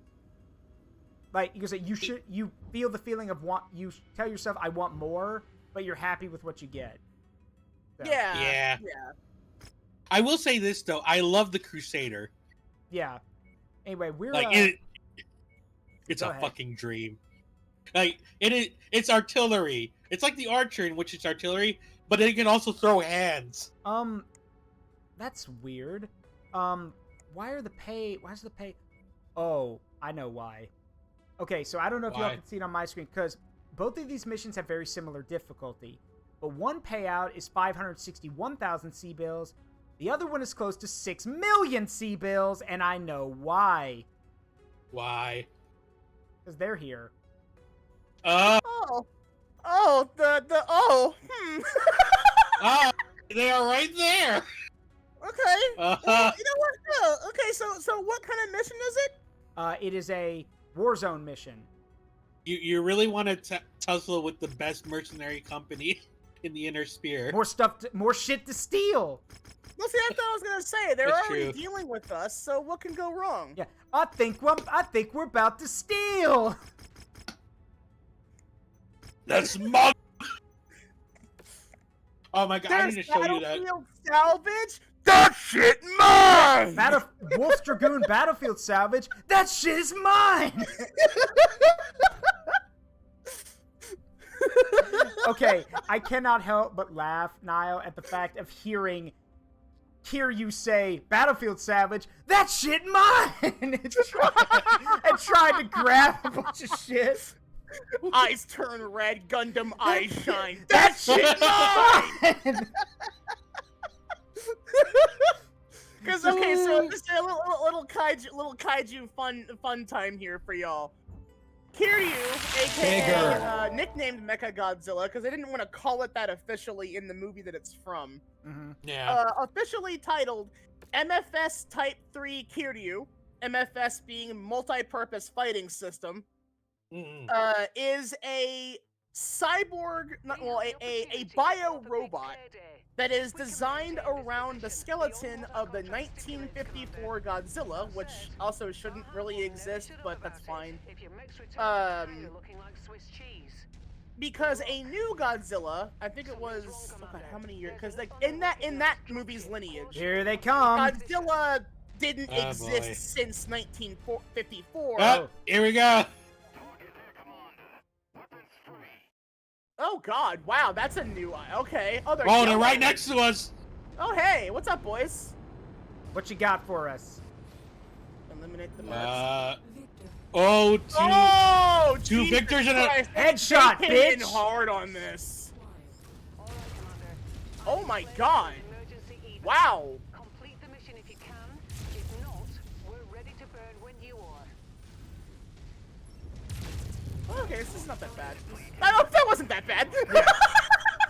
Okay. Wolf's They killed Dragoon's like my the ass. mechs. Jesus. Wolf's Dragoon, my You ass. don't need evac anymore. See you. Christ. Oh, that was cool. She was We like, assault mechs at the start. yeah, that was cool though. She was like, hey, if it gets bad, you can abort the mission. We'll come pick you up. And then we kill all of them. Oh, I guess you don't need our help after all. That has the same energy like that bit in Warframe, where like the fucking, where like I think the Grostag 3 will just randomly show up sometimes, and she's like, no, you need to leave, get out of there now, and the mission will become escape the area, but you can fight them, and if you're like high level enough, you can make them a fucking joke because they are, and then Lotus Space Mom will be like, oh wow, no, you killed them, okay, damn, nice work. Anyway, do the mission, that's fine. But no, yeah, okay, so Kiryu's entire thing, and Kiryu, for the record, translates to Machine Dragon. Yeah, Kiryu's the best Well, back. that spelling of it, anyway. Yeah. And Kiryu, its entire thing is that it is a bio-robot that is crafted around the skeleton and using cloned interspinal cells of the original Godzilla. They decided to do this because Godzilla, after several decades, showed up for the first time again. And up to that point, nobody in the military, or what they call the Anti-Megalosaurus Force, the AMF, which is essentially that movie's version of the EDF or the G-Force. EDF! Did not know how to handle Godzilla. In fact, they didn't even actually know what Godzilla really was, because they kind of fucking forgotten.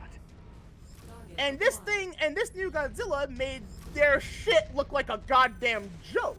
Because, like, in that lineage, the lore was like, oh, Mothra, Bigfoot, Gyra, various other monsters from old Showa movies existed canonically, and they had, like, specific weapons developed for those instances, like maser rays and maser guns and heat weapons and all that shit. Godzilla, however, is immune to all that shit, as he should be. And they're like, so what the fuck do? We can't fight this fucking thing.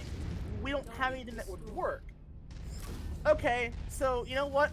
Approve this big-ass budget spending, and I'll make you some cool shit. The PM's like, you know what? Fuck it. Sure, we got nothing to lose but our lives. May as well. So, like, a few months later, they hire this one dude who's, like, good at, like, bioengineering. He essentially took... There's a Cyclops over here. He takes, like, a crab and makes a living trilobite by reconfiguring its muscles and all that shit. And so they brought him on board for the whole cloning process of the spinal cells. Well, lo and behold, a few months later, Kiryu is born. Kiryu has a very particular specialized weapon called the Absolute Zero Cannon. Yeah. The Absolute Zero Cannon does exactly what it sounds like it does. It is a photon-based weapon that fires light particles, photons, at such an exceedingly low temperature, it will instantaneously hyper-flash freeze anything it touches to absolute zero at a molecular level.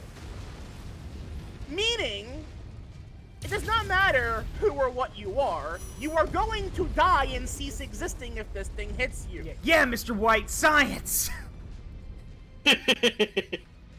Yeah, no. Here's the problem. Because it was made, this is also spoiler territory for the movie now. Because it was made utilizing Godzilla, the original Godzilla skeleton, technically that makes Kiryu the same general species as Godzilla. When Kiryu was deployed for the first time to fend off Godzilla's sudden raid, Godzilla takes like 2 hits from it and then realizes, oh shit, I can't fight this right now. Hold on. It roars loudly, and this awakens something in Kiryu. It has literal Vietnam flashbacks of its previous life and how it died. Kiryu just fucking stands there for a minute, like totally lost in thought, as Godzilla fucking flees. As they're about to call Kiryu back, he goes berserk and gains full sapience. Oh, I don't mean sentience, I mean sapience, because Godzilla has human tier intelligence. And it's like, his eyes go red, and he goes full fucking berserk and begins crushing everything in front of him. It's basically They have to wait 2 hours to stop him because all overrides are not working at all. It has gained full control of its body. So they have to wait 2 hours for its power cell to run out. And that's a lot of destruction. Yeah. So for the rest of the movie, they're very apprehensive about bringing him back online because they're like, what if this happens again? We can't stop this. Like, we know that. What the hell do we do about this? So eventually they don't have a choice. They reconfigure how the AI functions. And they now have like specialized methods for this. So Alright, let's hold up and get some more kills first.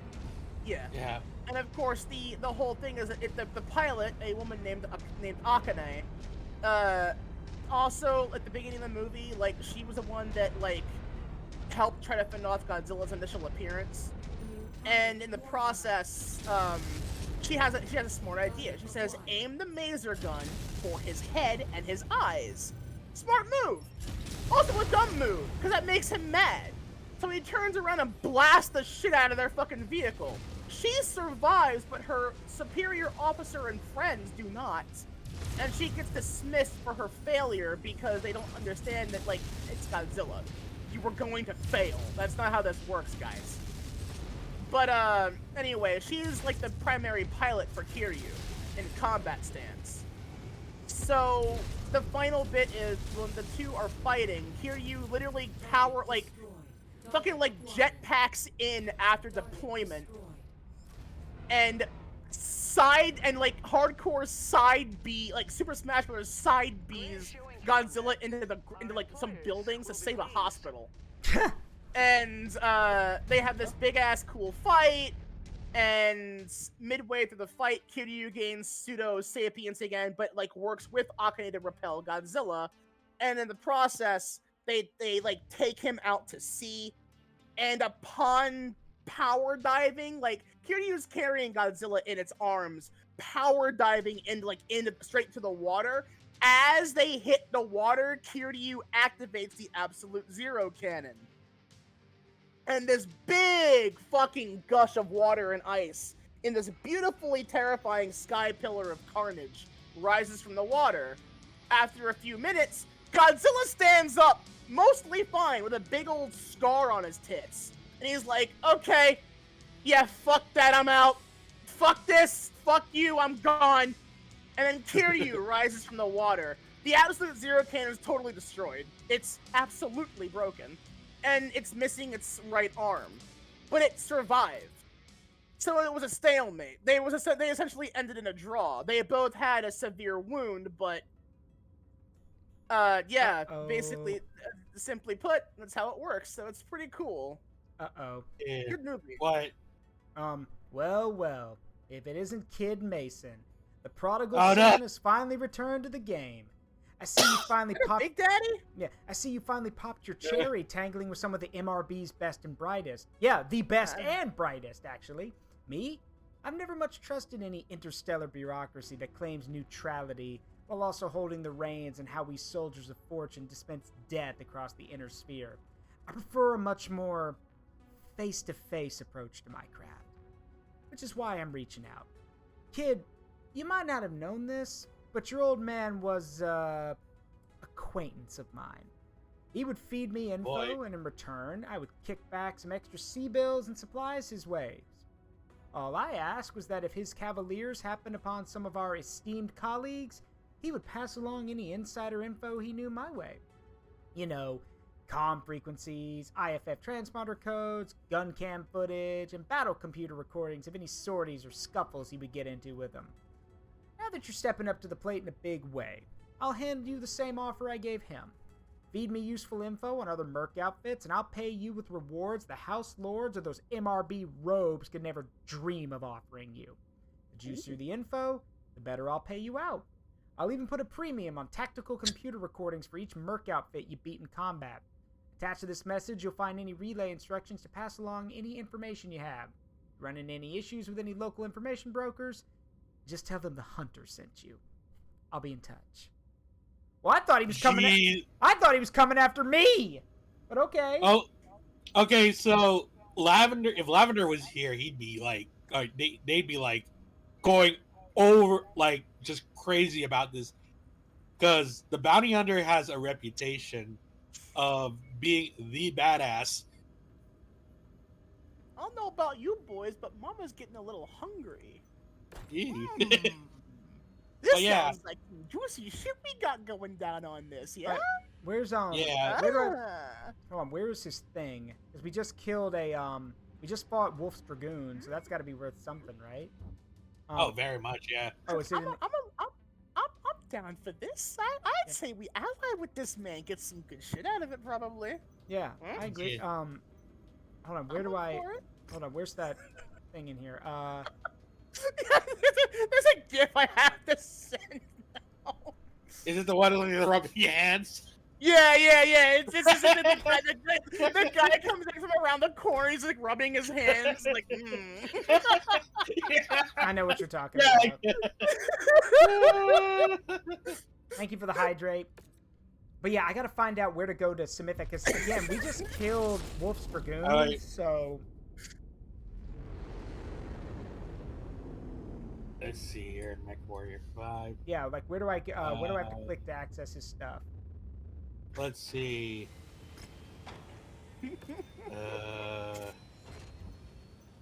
I'm gonna try and configure something. So I'll be back in a I'll be here, but I'm gonna be deafened for. Okay, this, so there's a little minutes. bar. Okay, so you have to go to Operations tab, select Stats, and then View Bounty Hunter Details. Got it. Okay. Well, I'm guessing it's because we just unlocked him. We don't have anything to give him, so Yeah. So the little bar is gonna tell us like how much rival intel we got. yeah. So So who gives yeah, the the best? more- Does it say who gives the best shit? no, I think he just wants general info. Ah, But the more info we get on each group, yeah. I we got it. will get more things. The thing is, the listed companies, they're all famous. Yeah, All I of know. them. I know. No, when Nile and I started the stream, I was like, "That's Wolf Dragoons." Oh fuck. So Like, there you go. Mech Collector, level up. hooray! Anyway, I'm gonna have to patch up my Timberwolf in a bit. It's missing an arm now, but that's all right. So, I guess we go pick another fight with Wolf's Dragoons. That wasn't too bad. Yeah. Let's see. I mean, they only sent They only sent three mechs after us. So I mean, yeah. I'm sure the higher level we get, the more serious they'll get. oh sure. But yeah. Yeah, but for now, it's like this is easy stuff. Maybe Captain Wolf himself will show up and pick a fight with us. Oh man! Change That'd be battle great. mech history. Kill Captain Wolf. Destroy the Wolf Dragoon. I doubt it'd be that easy though. Of course not. Okay, so I'm going to test a bit of the voice mod here for Ooh. the PNG. How's it sound? Good. Hey, I think it's pretty fitting considering you're in Kiryu. Actually, my favorite version of Mechagodzilla was the concept art that I was shown. Oh, let me guess. The concept art for the '90s movie. Yeah, where it was a combiner mech. Yeah, the one that was also then used as the basis for the Ready Player One movie. Yeah, exactly. Okay, I'm gonna hot fucking take. That movie's not Okay. bad. It's not. It's actually quite enjoyable, and they put more respect on Mechagodzilla than the fucking recent one. Yeah. Oh, also, you want to know a fun fact, actually, Zaruk? Yeah. So during the fight where they had the Gundam actually popped out. I choose Gundam. Yeah, actually, no. The thing is, the plan was to actually use Ultraman, but they didn't have the rights. But the Ultraman wasn't for use yet at the time. Hmm. Yeah. I prefer Gundam. But I do think it's funny because he's like, I choose Gundam, and I'm like, which Gundam? And I'm like, oh, the original Gundam. And then yeah, because there are only three options, right? RX-78, Zaku, or Wing Gundam. Why Wing Gundam? Because that's the other most notable or memorable Gundam. I guess you could probably add in God Gundam or Burning Gundam, yeah. but RX-78 was probably the good choice. Mm-hmm. Because it is a staple of the franchise. Yep. So much so they reuse it in every series after it Yeah. in some way. And I Because really, like in Double O, like the whole thing that awakened Setsuna to the whole shtick was like he saw a GN variant of the RX-78 Gundam. mm-hmm. I mean, hey, Doku, how you doing, bud? I'm playing this with mods that add clan mechs. Well, about that, what do you think about Timberwolf? So for those who don't know, Doku is also a Mechwarrior fan. It's Zaruk. Yes. Are you in a hub right now? No, we're not. I can get to one. Why? You should check to see if there are any Timberwolf variants. Oh, yeah, that reminds me. Tell Ferrus about which variant we came across. Yeah, hey Ferrus, we saw a Timberwolf that had 8 AC-20s on it. Yes, she's not lying. Christ! Yeah, and we made the Here's joke. the funnier, it didn't fire them once. It didn't fire him once. Yeah, I made the joke. They said they could put whatever I wanted on this clan mech, so I did. Also, $200. Oh boy, that is a commitment. Yeah. Then again, Mechwarrior isn't that like the BattleTech series isn't like super expensive. It's not, especially like compared to other stuff. But yeah, like I just wanted to get like I found a 3D print file for a king crab, little tabletop king crab thingy, and I wanted to get that. Because one of my partners is headed down to headed down somewhere to go. What is what's the numerical designation for the Timberwolf? Because I don't think it's. It's not on there. It would use the cut. It may not be ready for this.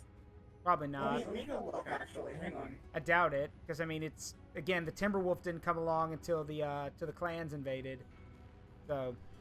Well, it's not that. Some of the custom mechs may not be compatible with to show up in the menu for mech delivery. Yeah. You dare refuse my bachal? Oh. Clan Jade Falcon's a fucking joke, and everyone knows it. I mean, again, like Lavender and I told Nile and you, like that dude, like again. The TV show is an actual TV show in the BattleTech universe, and that guy in question got so upset at how they portrayed him in that show that he fucking sued the company. Crusaders are for sale. Yes, they are. Yeah. Oh, those are expensive though. Well, yeah, that's the thing. Like, what is it now? You paid like 1.5 the normal price for the delivery and everything. I think it depends on where you order it as well. It does have the markup feature, so yeah. Yeah. All right. Ooh, I've never heard of a champion mech. What? Okay, it looks like an airplane. Oh my god, it is. Whoa, that's cool looking. Yeah, but it's literally doing the thing. It's doing the pose. Yeah, it is. I do remember that the champion was supposed to be, well, it's a little bit hard, but it was supposed to be a quick, fast-moving attack platform. Like there were a lot of problems with the champion though in his development. That only until like the fourth, like until the Helm Memory Core and the fourth tech, like and the Lost Tech became more readily available, did it actually start getting better. And it got better when the Inner Sphere got access to Clan Tech. Got it.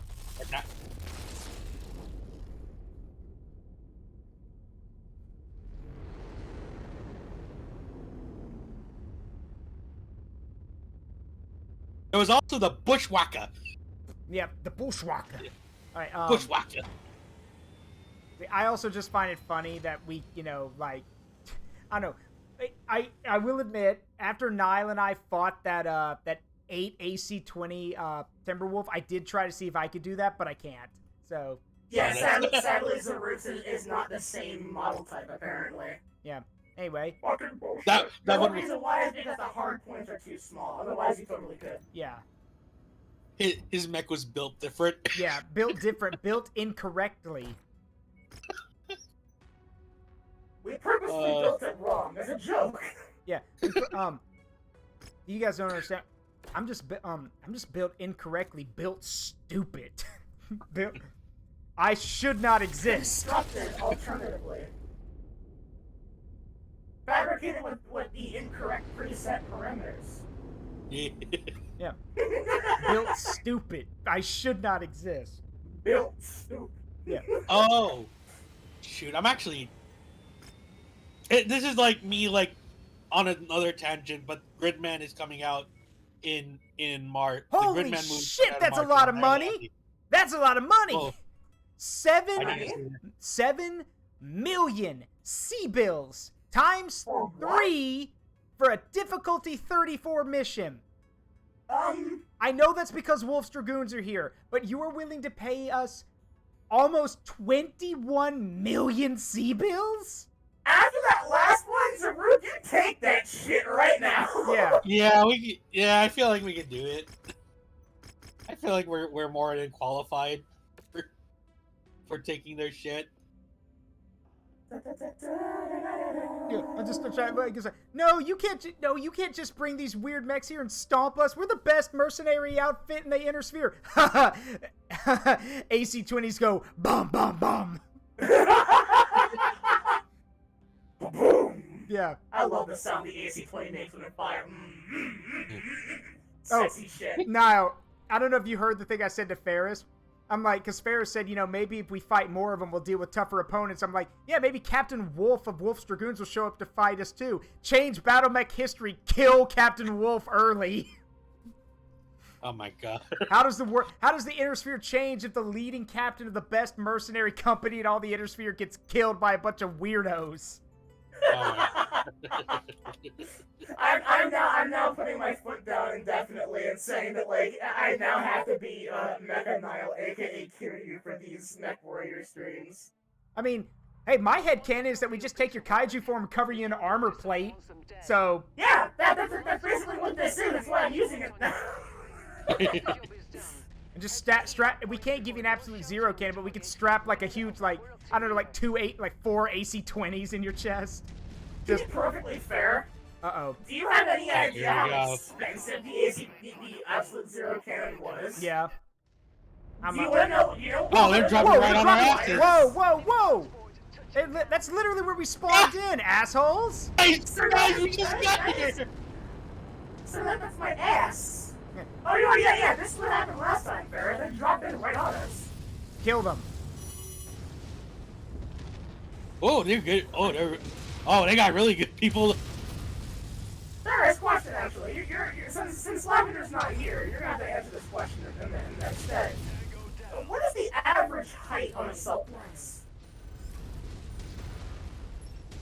The average height of what? Doku could probably answer Assault that too. mechs. Doku, what's the average height of an assault mech?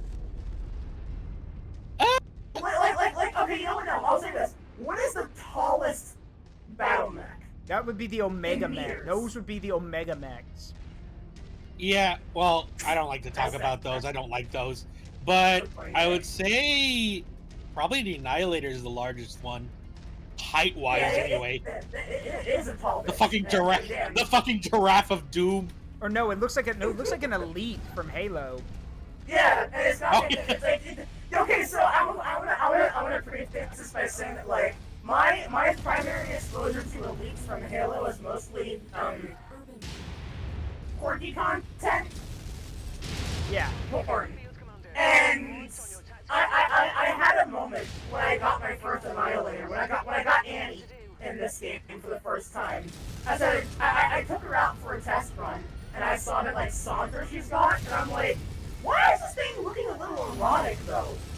Like, oh, that's why, it looks like an elite from Halo. So I told, like, 2 of my friends this, who are both Halo fans, and they go, why would you say that? I'm like, look.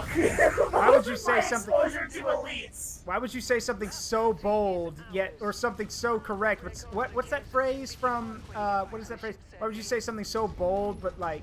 How's it go? So controversial, Yeah, but so right. Yeah, so controversial but so bold. Why are you booing me? Yeah, why are you booing me? I'm right. Have you ever seen an elite's badass clap them cheeks? Let me tell you. Like thunder, baby. Goddamn eat. The reason I ask is because I wanted to go and check the height of Kiryu. And I know that unlike most of the Mechagodzillas, Kiryu is actually quite short. Because it returned to the original 1950s size ratios for Godzilla in that movie. He was like 50 meters tall in that movie, which makes him one of the smallest modern Godzillas. Alright, when we get to when we're done with this mission, I'll check how tall an Annihilator is. Yeah. Because since Kiryu was built on the original, they had to like revert the sizes to the 1950s. I'm pretty sure most assault, even the Annihilator, I don't think they're close to 50 meters. Yeah. Say 40 meters at least. Because for the record, that's 163 feet tall. Yeah, I know. So, Jaeger mech over here. Mr. Wide Boy. No. Okay, so let me check. See. Let's see. Battletech, Annihilator. Height. See. Tallest mechs in Battletech range from 7 to 17 meters. God, they're tiny! Yeah, and the mass... Most blades are bigger than them! Yeah, and mass is from 20 to 100 tons. So... Yep. Okay, so Kiryu outsizes them in every capacity. Well, yeah. Kiryu is 60 meters tall, 120 meters long, and weighs approximately 40,000 tons. We now have reached level 2 on Wolf's Dragoons because we've killed a bunch of them. That's fucking great. They're gonna come after us. I welcome the challenge. I haven't actually been dinged too much. I think I'm good for another go. All right, let's see. I don't need to go. They only scratched the pain. I'm not that worried. Yep. Kid Mason, got your delivery. Your payout's been cleared on the teaser raid. I've got much more valuable material that I can throw your way if you continue to get what I want. Remember, I need dirt on all currently active mercs, so I'll pay out the most for the first set of TACCOM data you provide me for battles with different opponents. If you want the good stuff, you're going to want to pick fights with new merc companies whenever the opportunity presents itself. Just be sure not to try and punch above your weight. You're no good to me dead. Now that you learned the ropes, don't expect me to coddle you the rest of the way. Keep that information flowing, and I'll be sure to keep the payments coming. Slides information to him. Wait, this is battle cam footage with Wolf's Dragoons. Uh-huh. These are photos taken of 2 destroyed Wolf Dragoon mechs. Uh-huh. Why are the cockpits missing? Do you really want to ask me that question? Look me in the eyes and ask me that question. Wow, you're really fucked up, kid. Uh-huh. Uh-huh. Oh, interesting.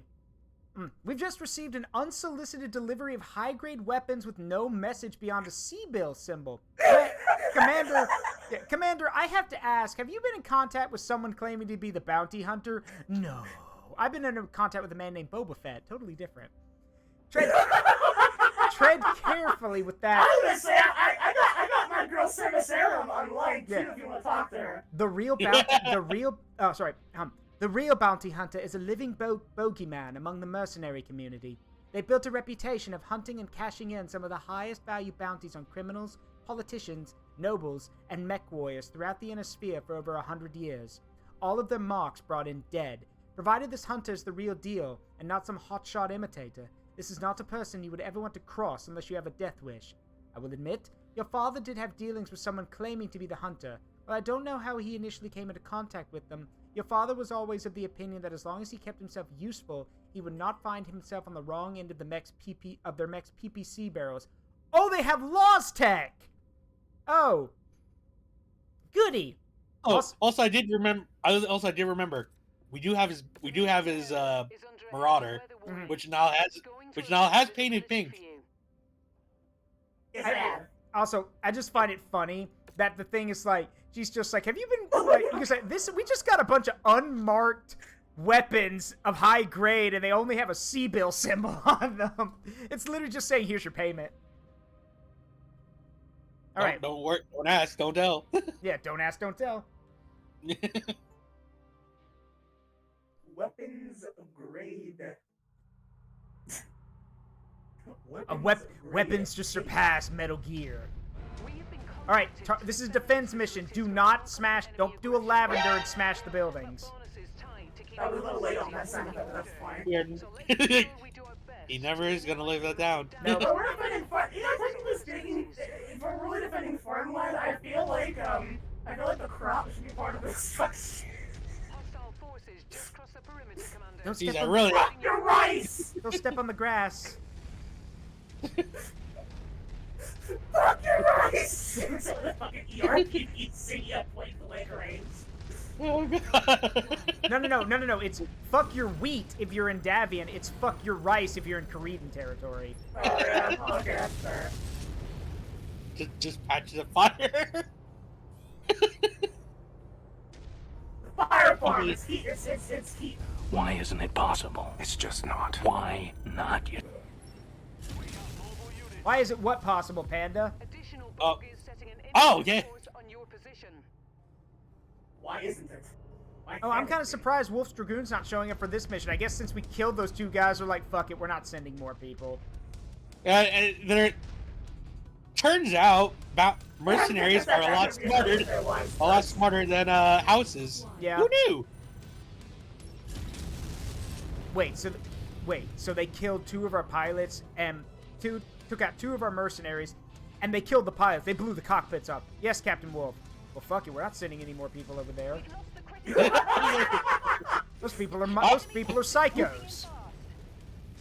I don't know, sir. I don't think they're, I wouldn't exactly call them psychos. How many people have you said they've killed? That depends, sir. Are we talking normally or are we talking about the Karetans? Jesus Christ. It's just become a Korean specifically or globally? It's specifically or globally. Jesus Christ.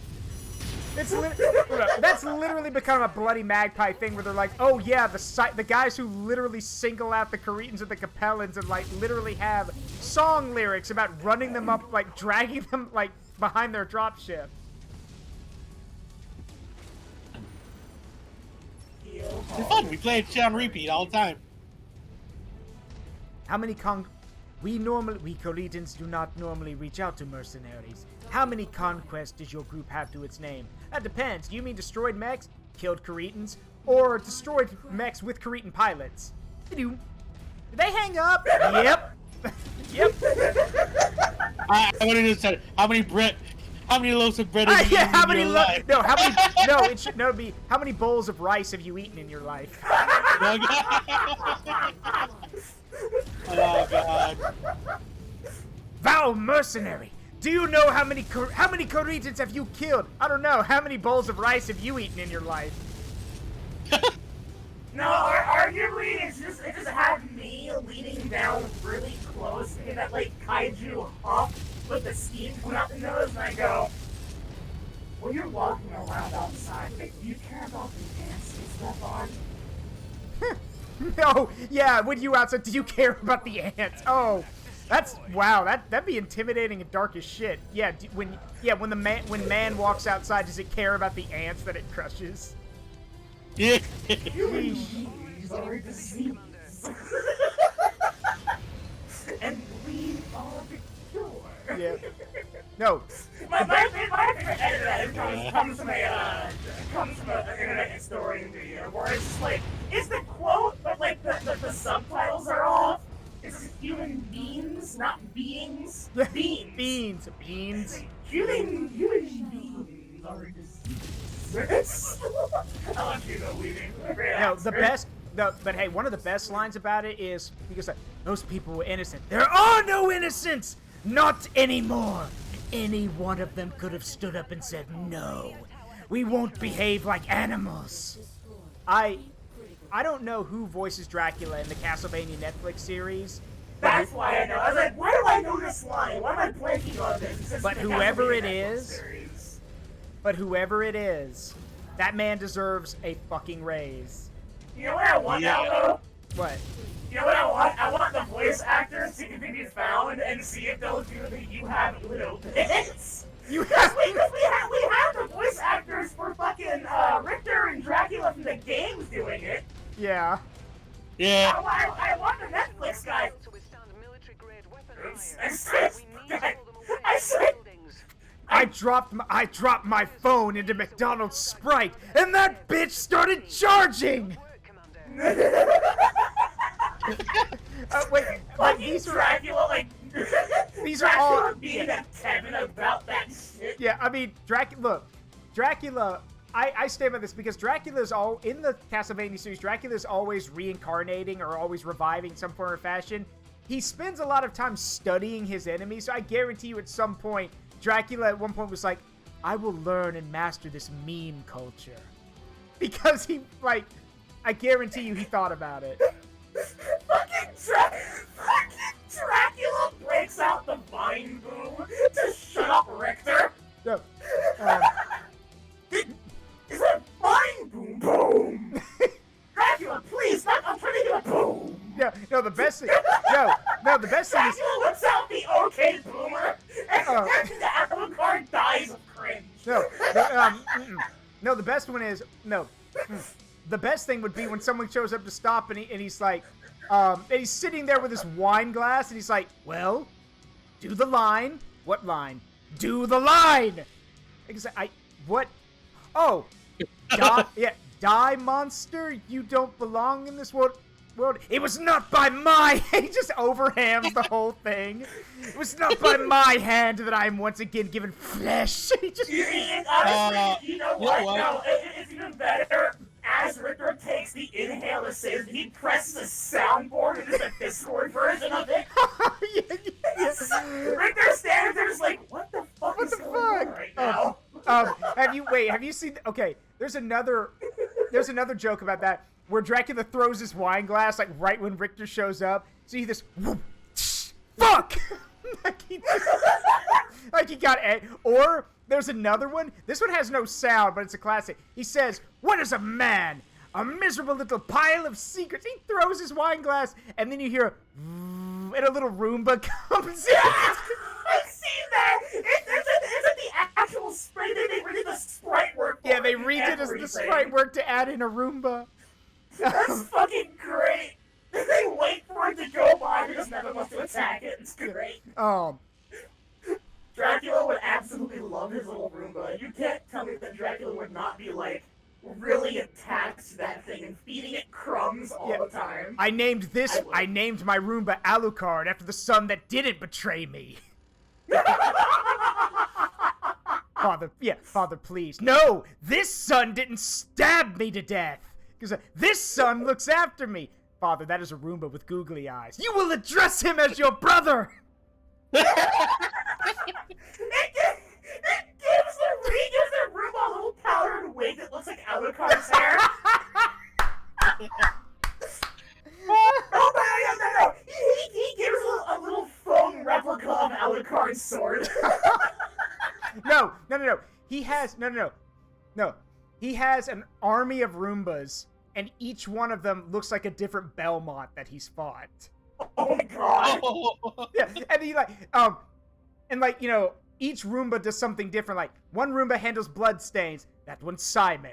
One Roomba handles, like, body parts. That one's Richter. And he goes through, like, all of them. Like, each one has a different name.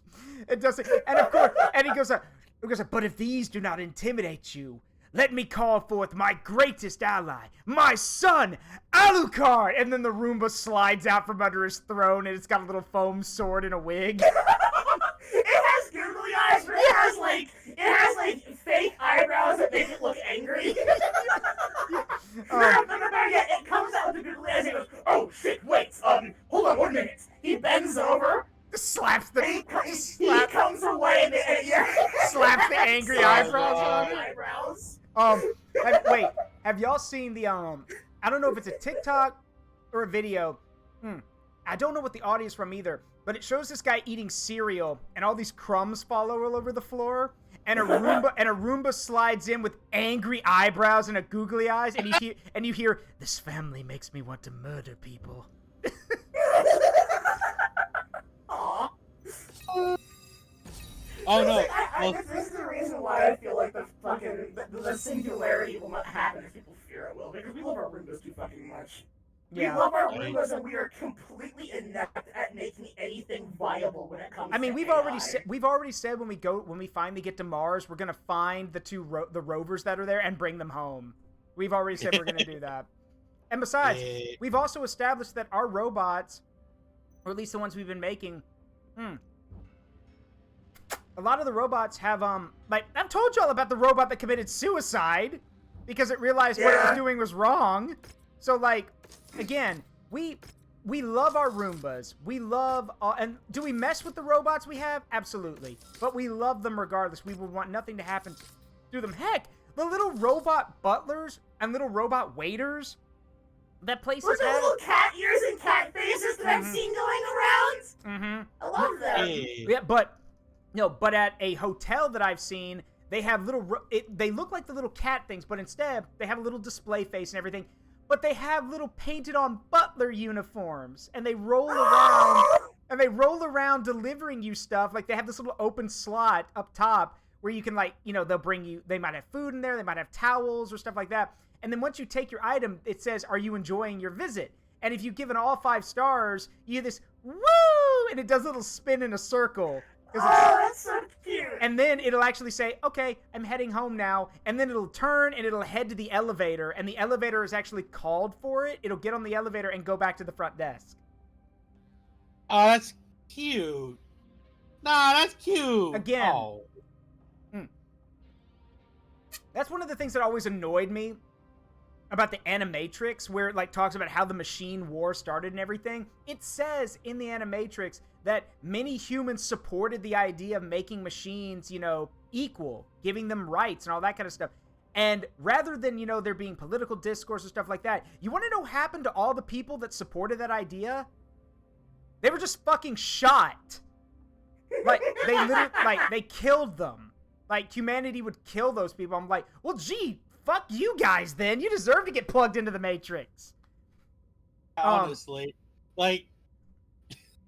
Turns out the people on Twitter the people on Twitter went physical. Oh no.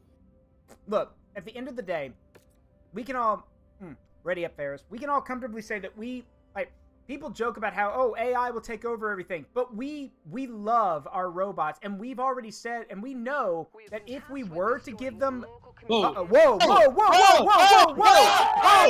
Oh God! We talk good about the machines, and then they betray us. No. What the fuck?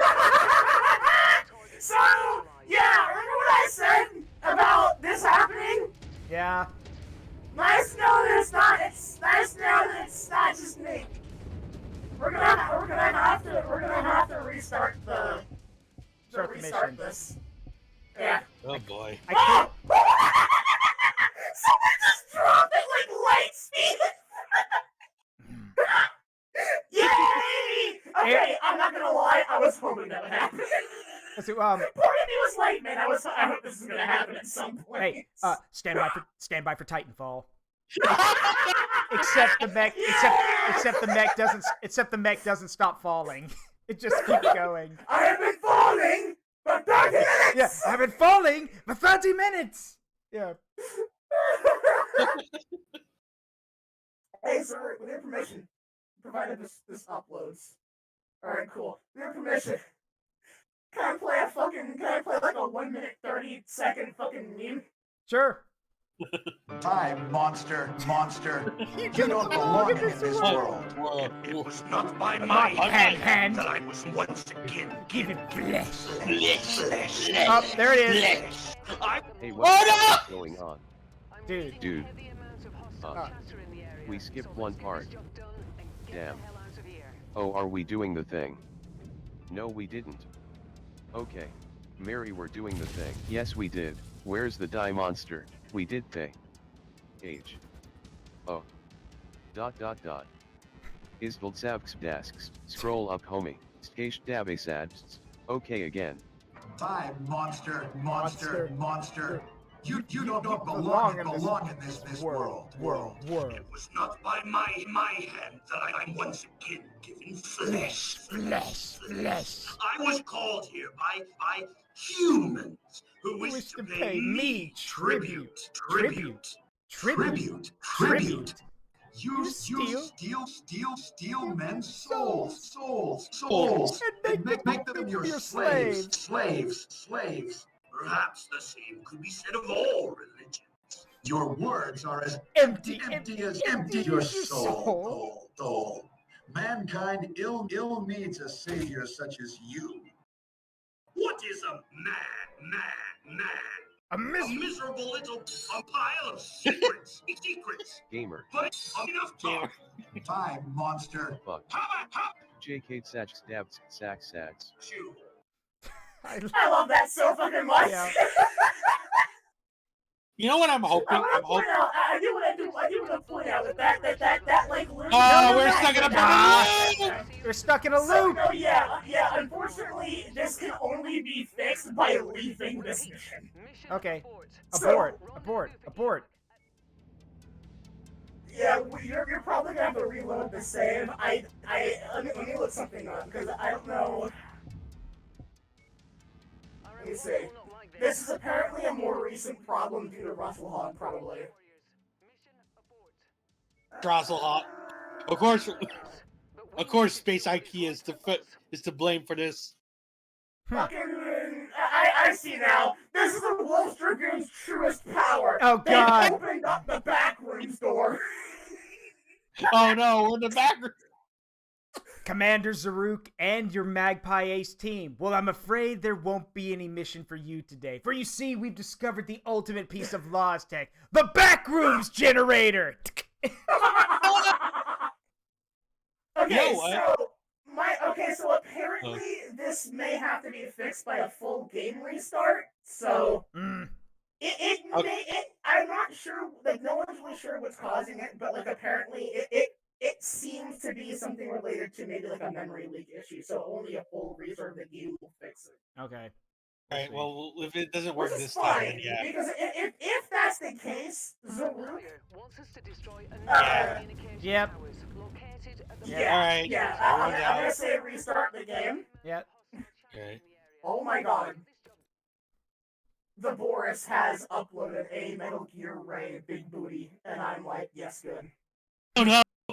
Also, I gotta say, because of how good the whole thing from Castlevania is, there is a lot of precedence on the upcoming Castlevania anime that's like being made. Yeah. Yeah. Before you open the game again, Zaruk, thankfully this is a mod that I don't think will require the restart. So let me just go ahead and send you this really quick. Okay, well, I've already reopened the game.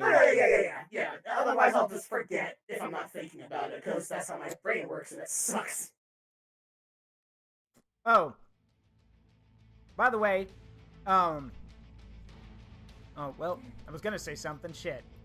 I might be 30 years old with dementia. I might be 30 years old with dementia. Stop! Okay, I'll stop. Because that actually has me get anxiety, because I do have a bad memory as it is. Sorry. So that does like fill me with some kind of dread. That's a terrifying comment. It's like early on. All right, hey, someone just redeemed it. Sing along if you know the words.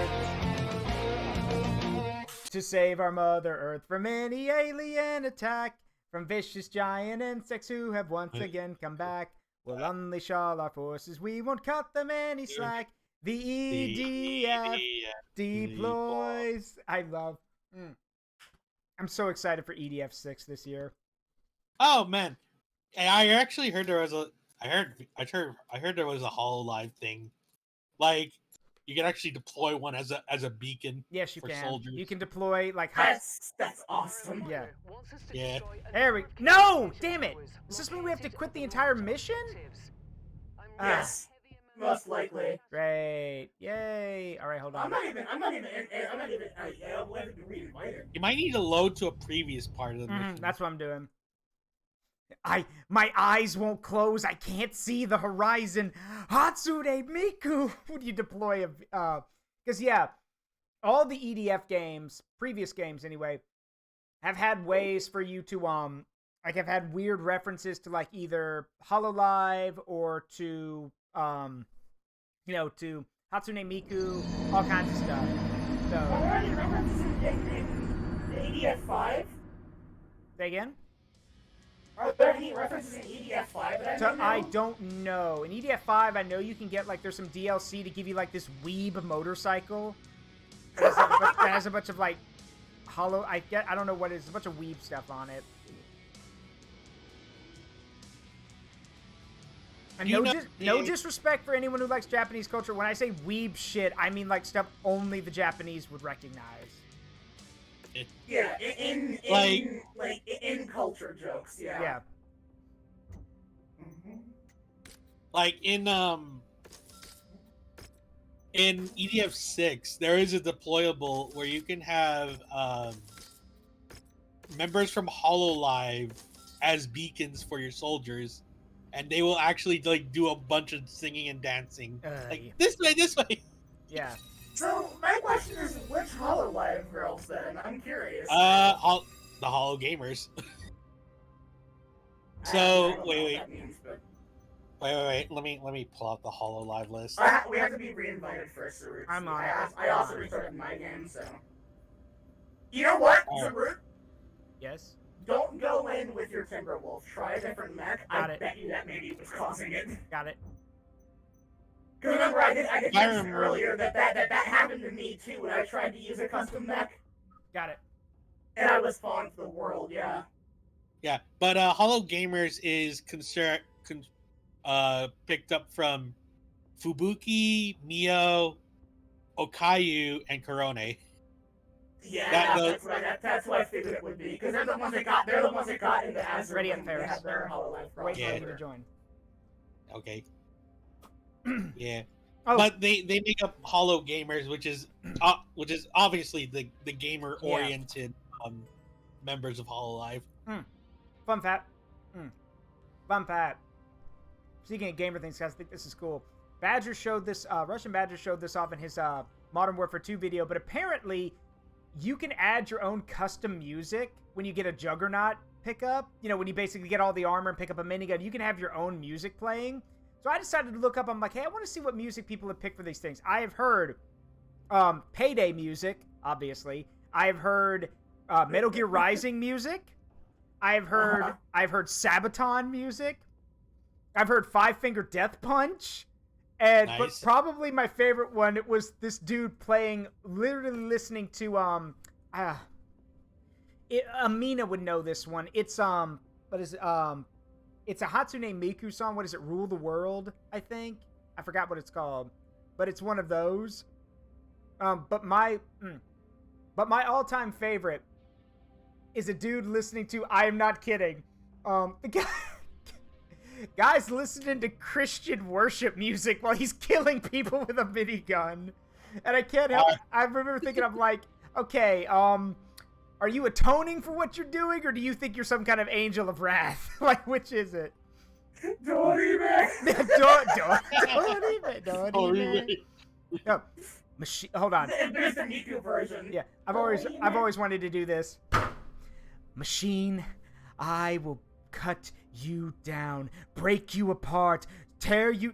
What is it? Splay your. Hold on. Splay your unprofaned form across the stars. I will grind you down into the very sparks. Cry for mercy. My hand shall relish ending you here and now. Gianni. I forgot his last name.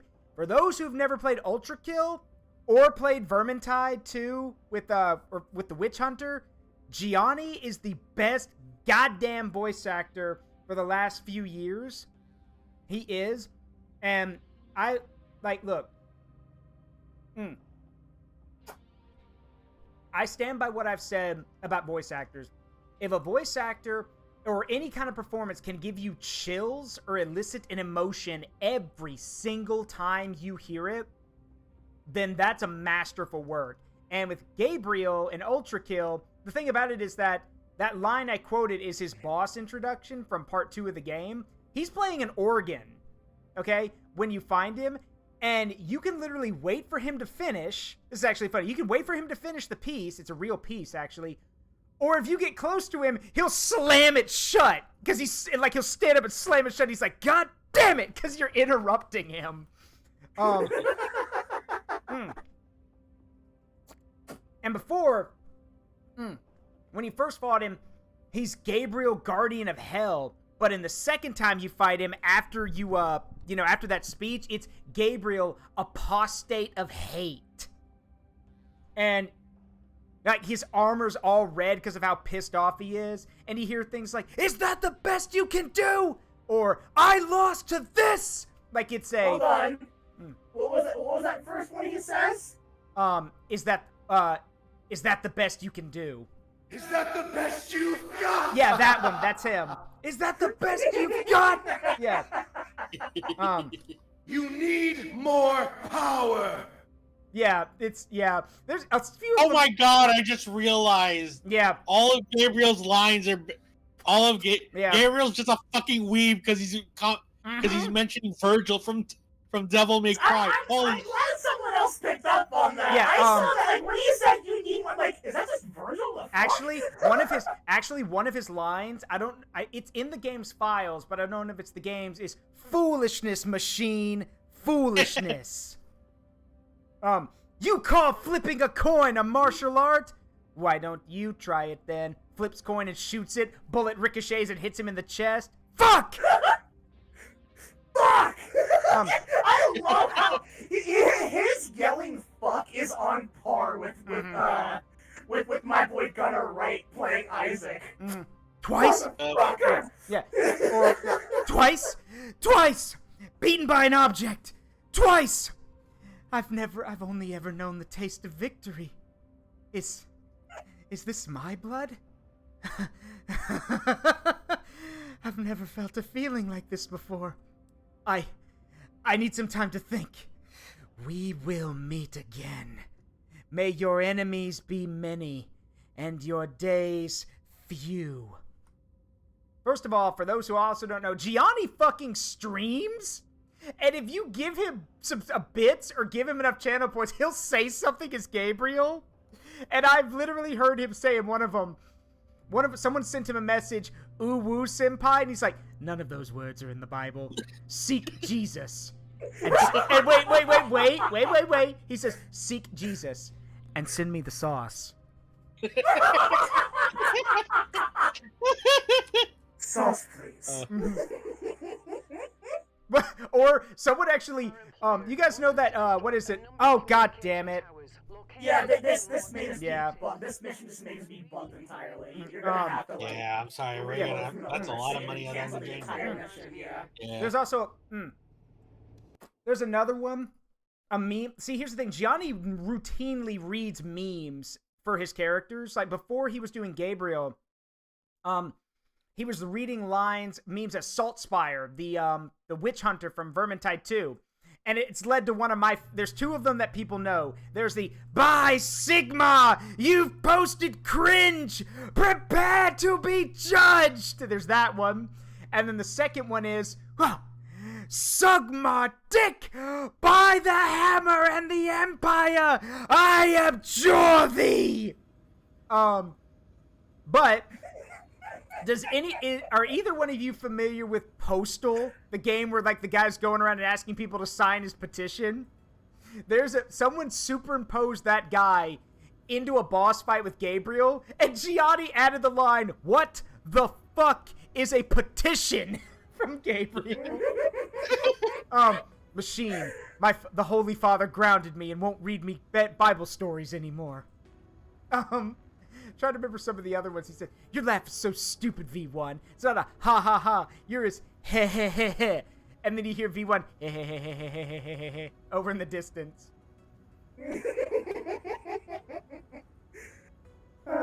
Machine, turn back now. No, I don't think I will. You hear him pumping the shotgun. Please hold. Gabriel picks up a phone. It didn't work. It didn't work. It didn't work. But to solidify how much of a nerd Gianni is, there is a fully voiced bit. Have either one of you played Devil May Cry 4? Yes. Do you remember this? I know it. Do you remember? I Do you know love the? Do you know the scene where Dante and the Doctor do the weird Shakespeare performance? Yes, and I love it.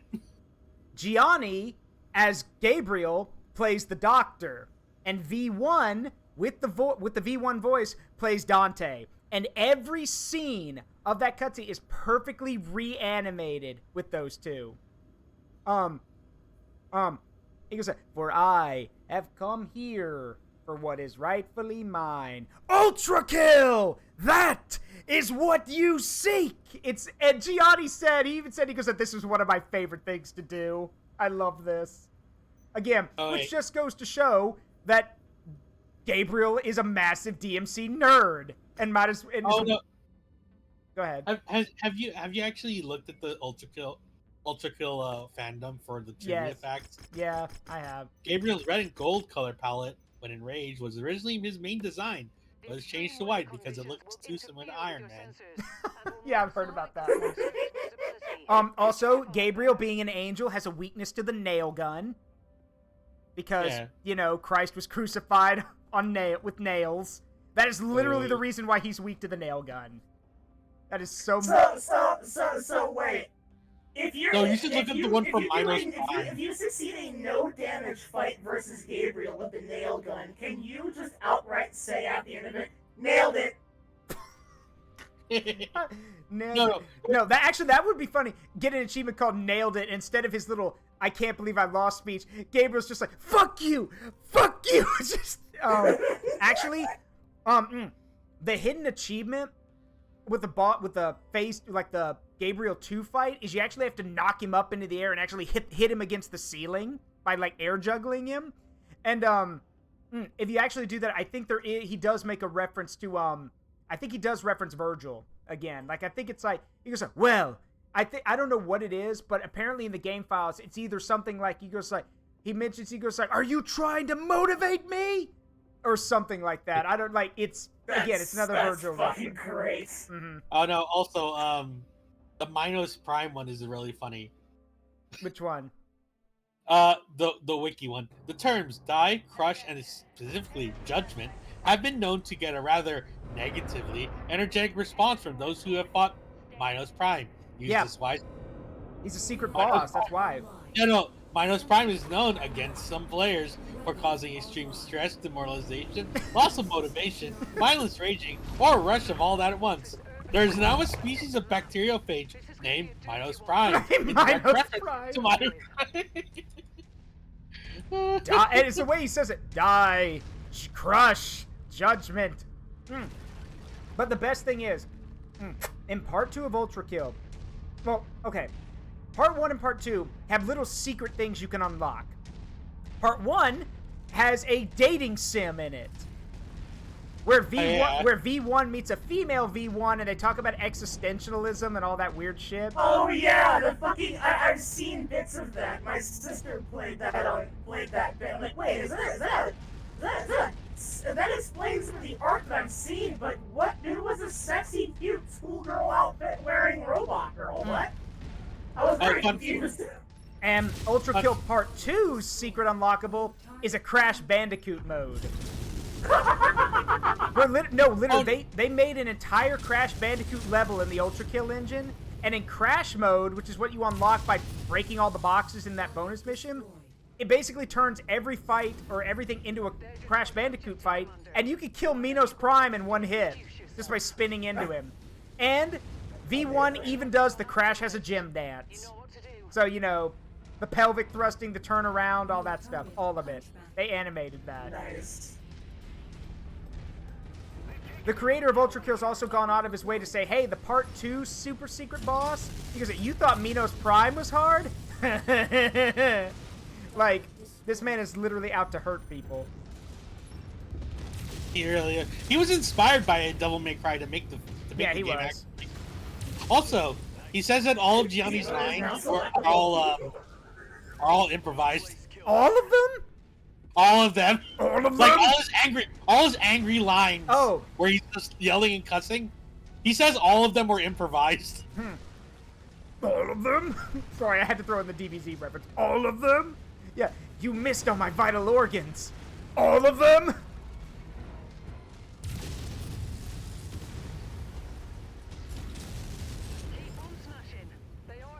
You insignificant fuck! Yeah, you insignificant fuck!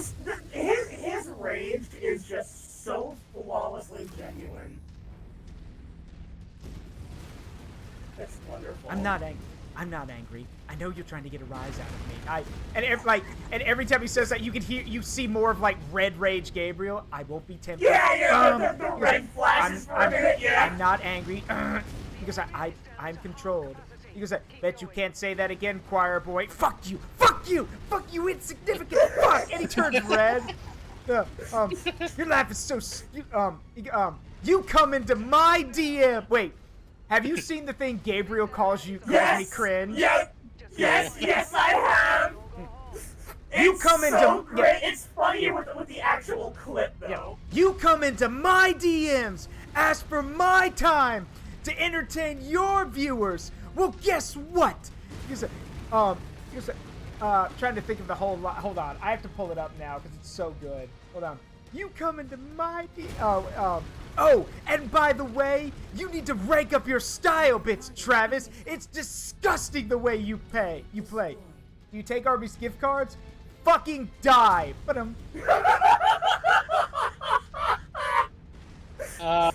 Have a friend like you. I crushed this fucking mech so hard, Zaruk, that it got trapped on the building T-posing for a second. Hang on, I gotta send this. I'm getting shot at.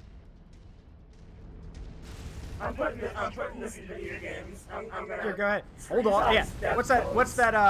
Hold on. What's that line from Alucard? Hold on. I need to tweet about this. Hold on. All right.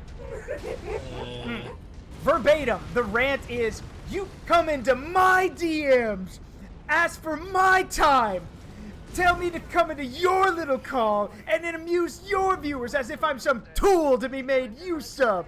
Well, voice actors are booked for an hourly rate, Travis, and mine is $200.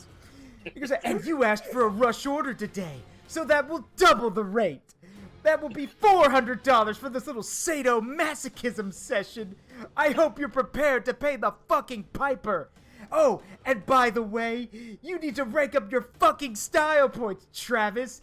It's just try switching weapons from time to time. It's disgusting the way you play. Do you take Arby's gift cards?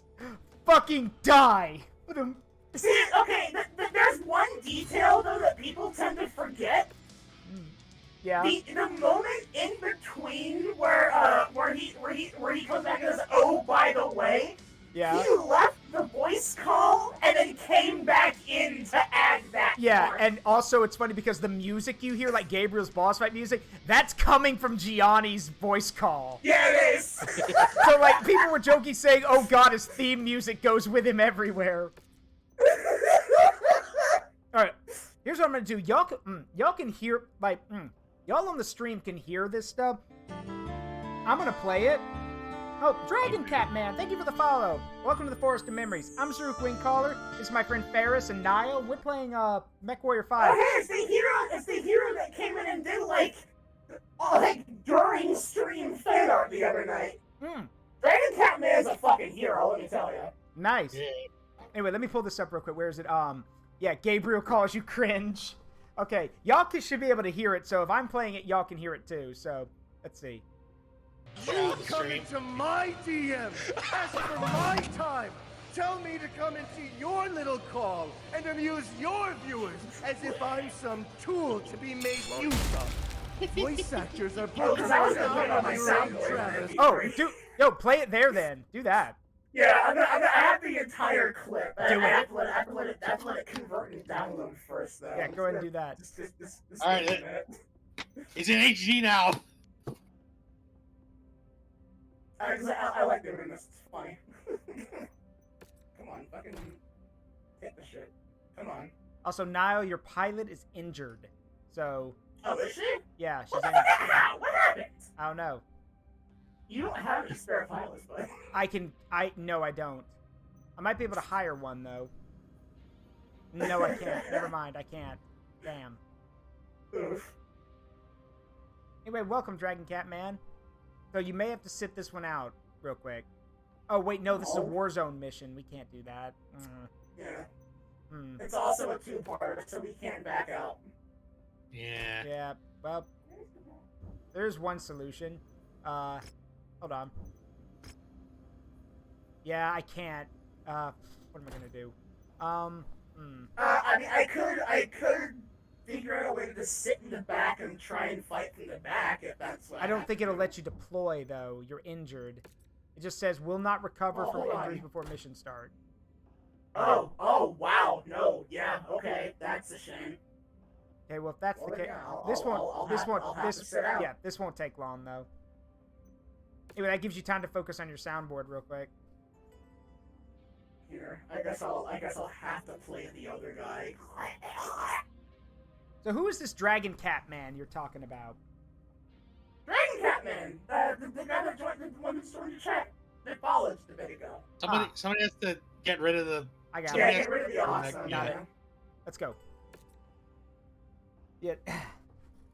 He came by, and as literally watching my stream, I guess drew not one but two different banners of my Blanc model, dressed as both May or Oros May specifically, and Flannery. Oh, hey, you should show him your imp form real quick. Maybe he'll draw that.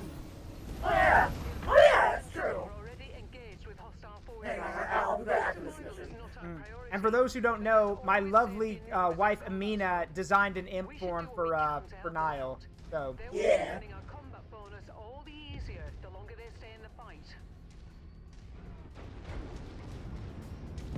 It's funny.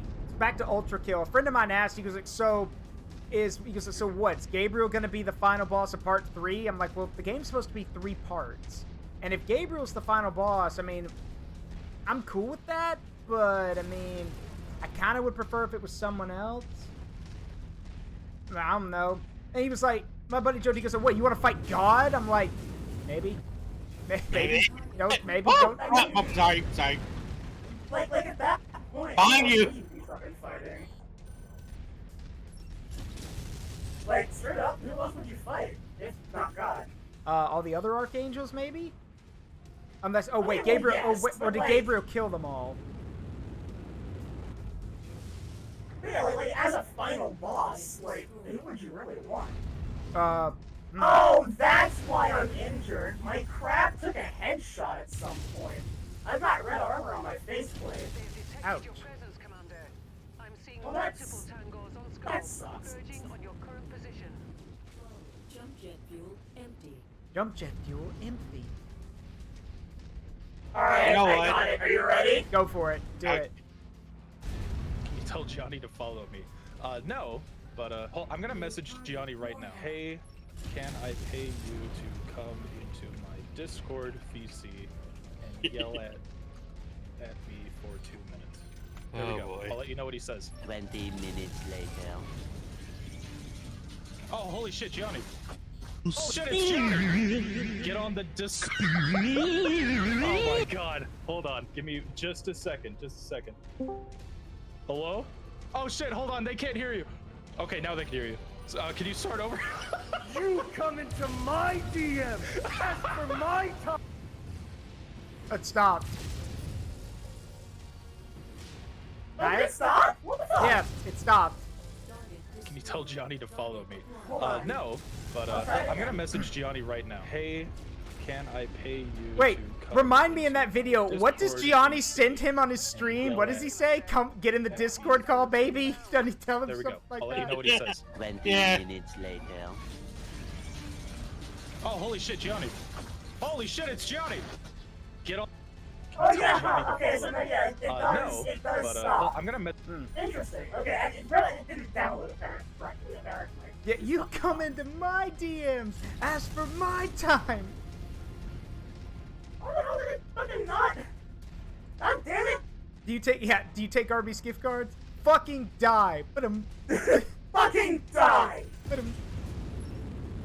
It's actually funny, when I first saw that video for the first time, one of the first responses I saw was, "You heard it here first.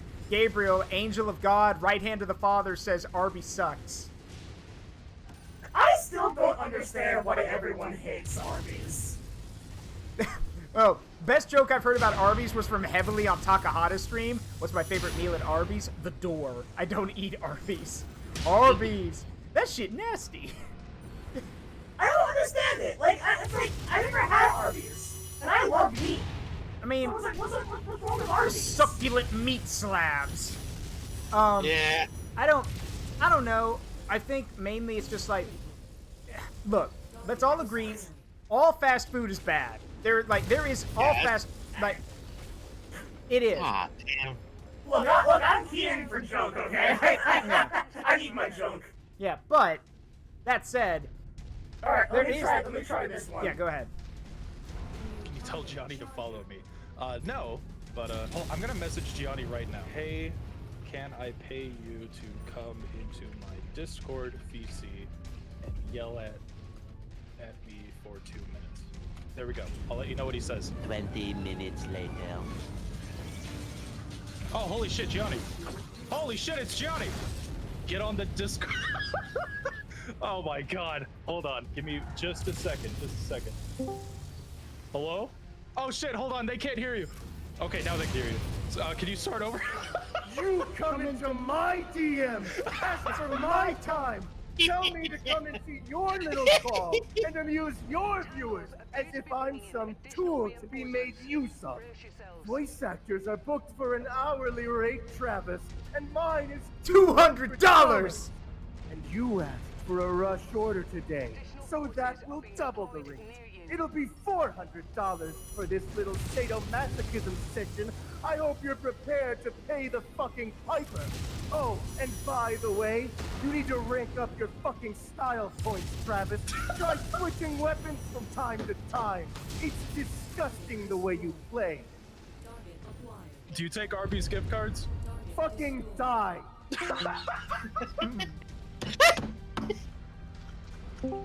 Also, do a video on Super Mario Sunshine, bitch.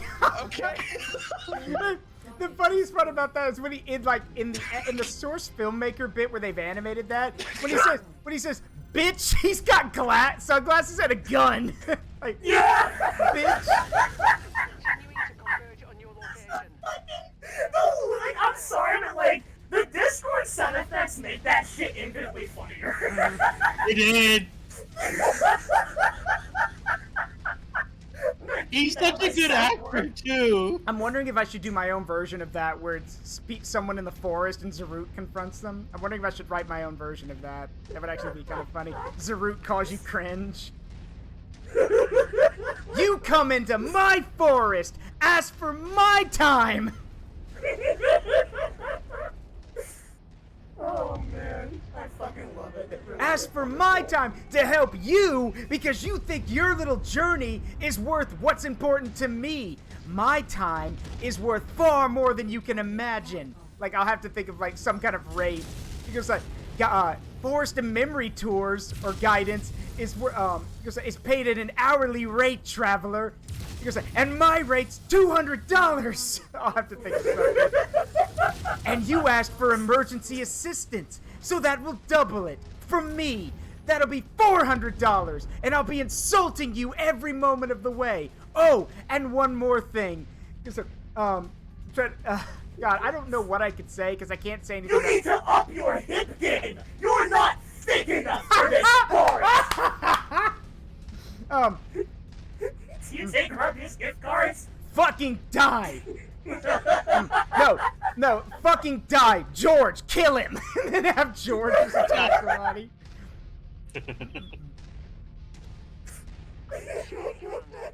Our employers. I'm hoping we can still scrap that. I'm hoping we can cover that Crusader. Mm-hmm. Although I think it exploded, so. Yeah, we could scavenge the parts. By the way, we always need more EDF fodder for the stream collabs. Be here at this date at this time. Bitch! Bitch! Bitch! Oh, wait, I know. Bit. Wait, I've got it. You come into my forest, ask for my help. Because thinking that my time is somehow not important enough for whatever you need. Finding memories is a difficult process, traveler, and it's done at an atlas something. Done it is a difficult process, traveler. And my rate is $200, and you wanted your memories found immediately, so that will double the rate. It will be $400 for this little personal gratification mission. Oh, and by the way, you need to work on your curves a bit. You're not thick enough to be in my forest. It's disgusting that you come here and face me like that. Do you take Arby's gift cards? Fucking die! And then teleport back. Oh, and by the way, the Guardians are always looking for EDF cannon fodder. Be here at this time and at this date. No excuses, bitch. I'll think of something. Is this the charger? Yeah, this is it. Isn't it? Yeah. Got it. Yeah. Hooray! God, fucking wait, why are we taking the charger? Cause. Oh no, the champion. Oh. Sorry. Oh well, we can sell that. That thing's expensive though. I mean, look, it's $4 million for it.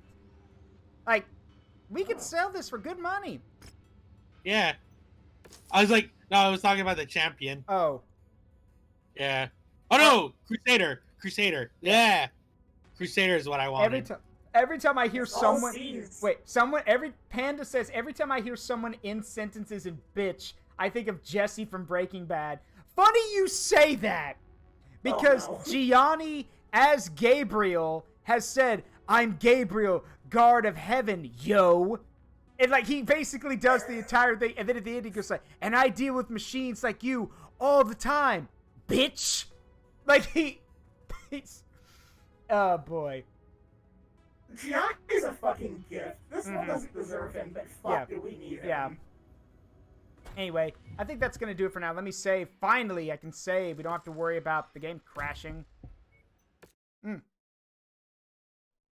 we go, though, Nile, do you want to show everyone your imp form before we leave real quick? Oh, right, yes. See.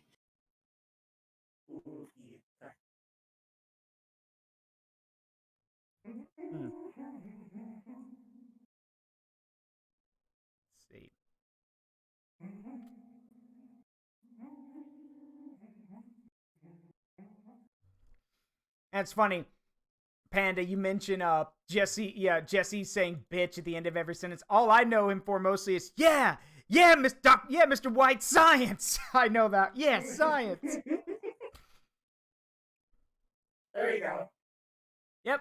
There we go. So that is Niles. I do want to say that I'm still debating on whether or not I do want to keep the fox traits in there, but I'd keep them. Looks good. I'd keep them. But anyway, I appreciate you two coming along. Means a lot. Yeah. I'll talk to y'all later. See ya. All right. Well, that's going to do it for tonight. Big thank you to those who donated to help me with my rent situation. It really does mean a lot. As I explained, because I had to move suddenly for my new job, I'm stuck in a 60-day lease with my old apartment complex, or 60-day notice. So even though I'm not staying there, I still have to pay rent and utilities. So, and I'll be able to pay, like, once we get to the new month, that won't be a problem anymore because my new job is bi-weekly, so I'll have enough money. But right now, just with what I have, I won't be able to pay rent. Well, I'll be able to pay rent, but then I'll have basically nothing. So this is to give me a little, like, safety net for about, like, I'd say, like, 6 days, because I'll get paid again on the 7th of March. So, yeah, means a lot if you guys, it means a lot to those who donated. It means a lot if y'all could pass that around and also, you know, let people know that that's the situation. But don't go anywhere yet. We are going to raid somebody. Big thanks to Ferrus and to Nile for coming along. That was probably one of the most fun streams I've ever had for a while. It's good to get back to things. Let's see. Who is available to say hi to? Let's see.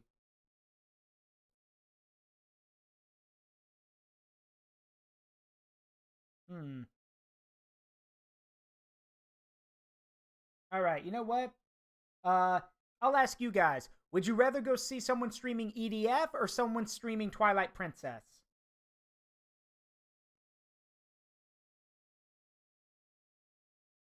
I think I already know the answer to that question.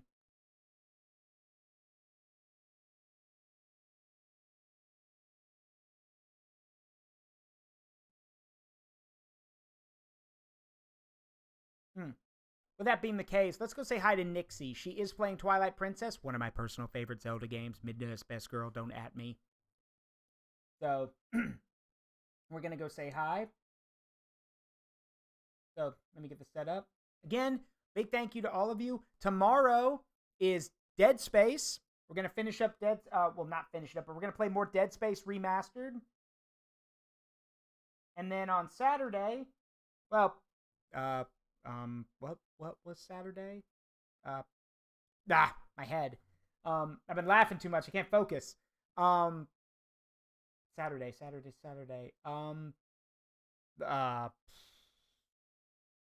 Fuck. What is it? Come on. Hold on. Don't leave yet. One moment. Saturday. By God's light, I smite you!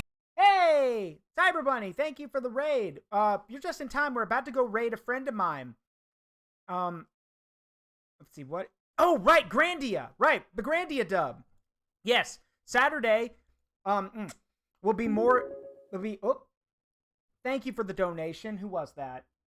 I can't look at it right now because I have the stream stuff pulled up. But thank you very much, Cyber Bunny. But yes, tomorrow, Dead Space Remastered. Saturday, more of the Grandia riff and dub, where my friends and I are going to play through the Grandia HD story and riff on it, make fun of it. And then, after that stream, we're going to go raid Punishable Horror, who is celebrating his big 2-year stream anniversary. And he deserves all the love and attention he can get. So, yeah. What's the status on the donation? Oh my fuck. Leo, why? Damn it. I don't. Fuck. I don't. Damn it. Thank you. I don't. I've got the best fucking fans in the world. I mean that. I really do, guys. Thank you. This is going to help me out a lot. This is going to take a lot of stress off of me and mean I won't have to worry about anything. This is not going to be a repeating thing. It's only going to be a one-time thing. This is just to hold me over till March when my new job kicks in and I won't have to worry about all this stuff. And I can tell that old apartment complex to go fuck itself. Regardless, I hope you all have a wonderful night. Let's get this raid started and go say hi to Nixie. I love you guys. Have a great night. I will see you all tomorrow. And remember, the memories we make in life, good and bad, make us who we are. Never change them for anything. And never change the people you know.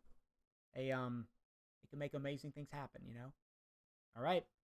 See you guys tomorrow. I love you all. Bye-bye.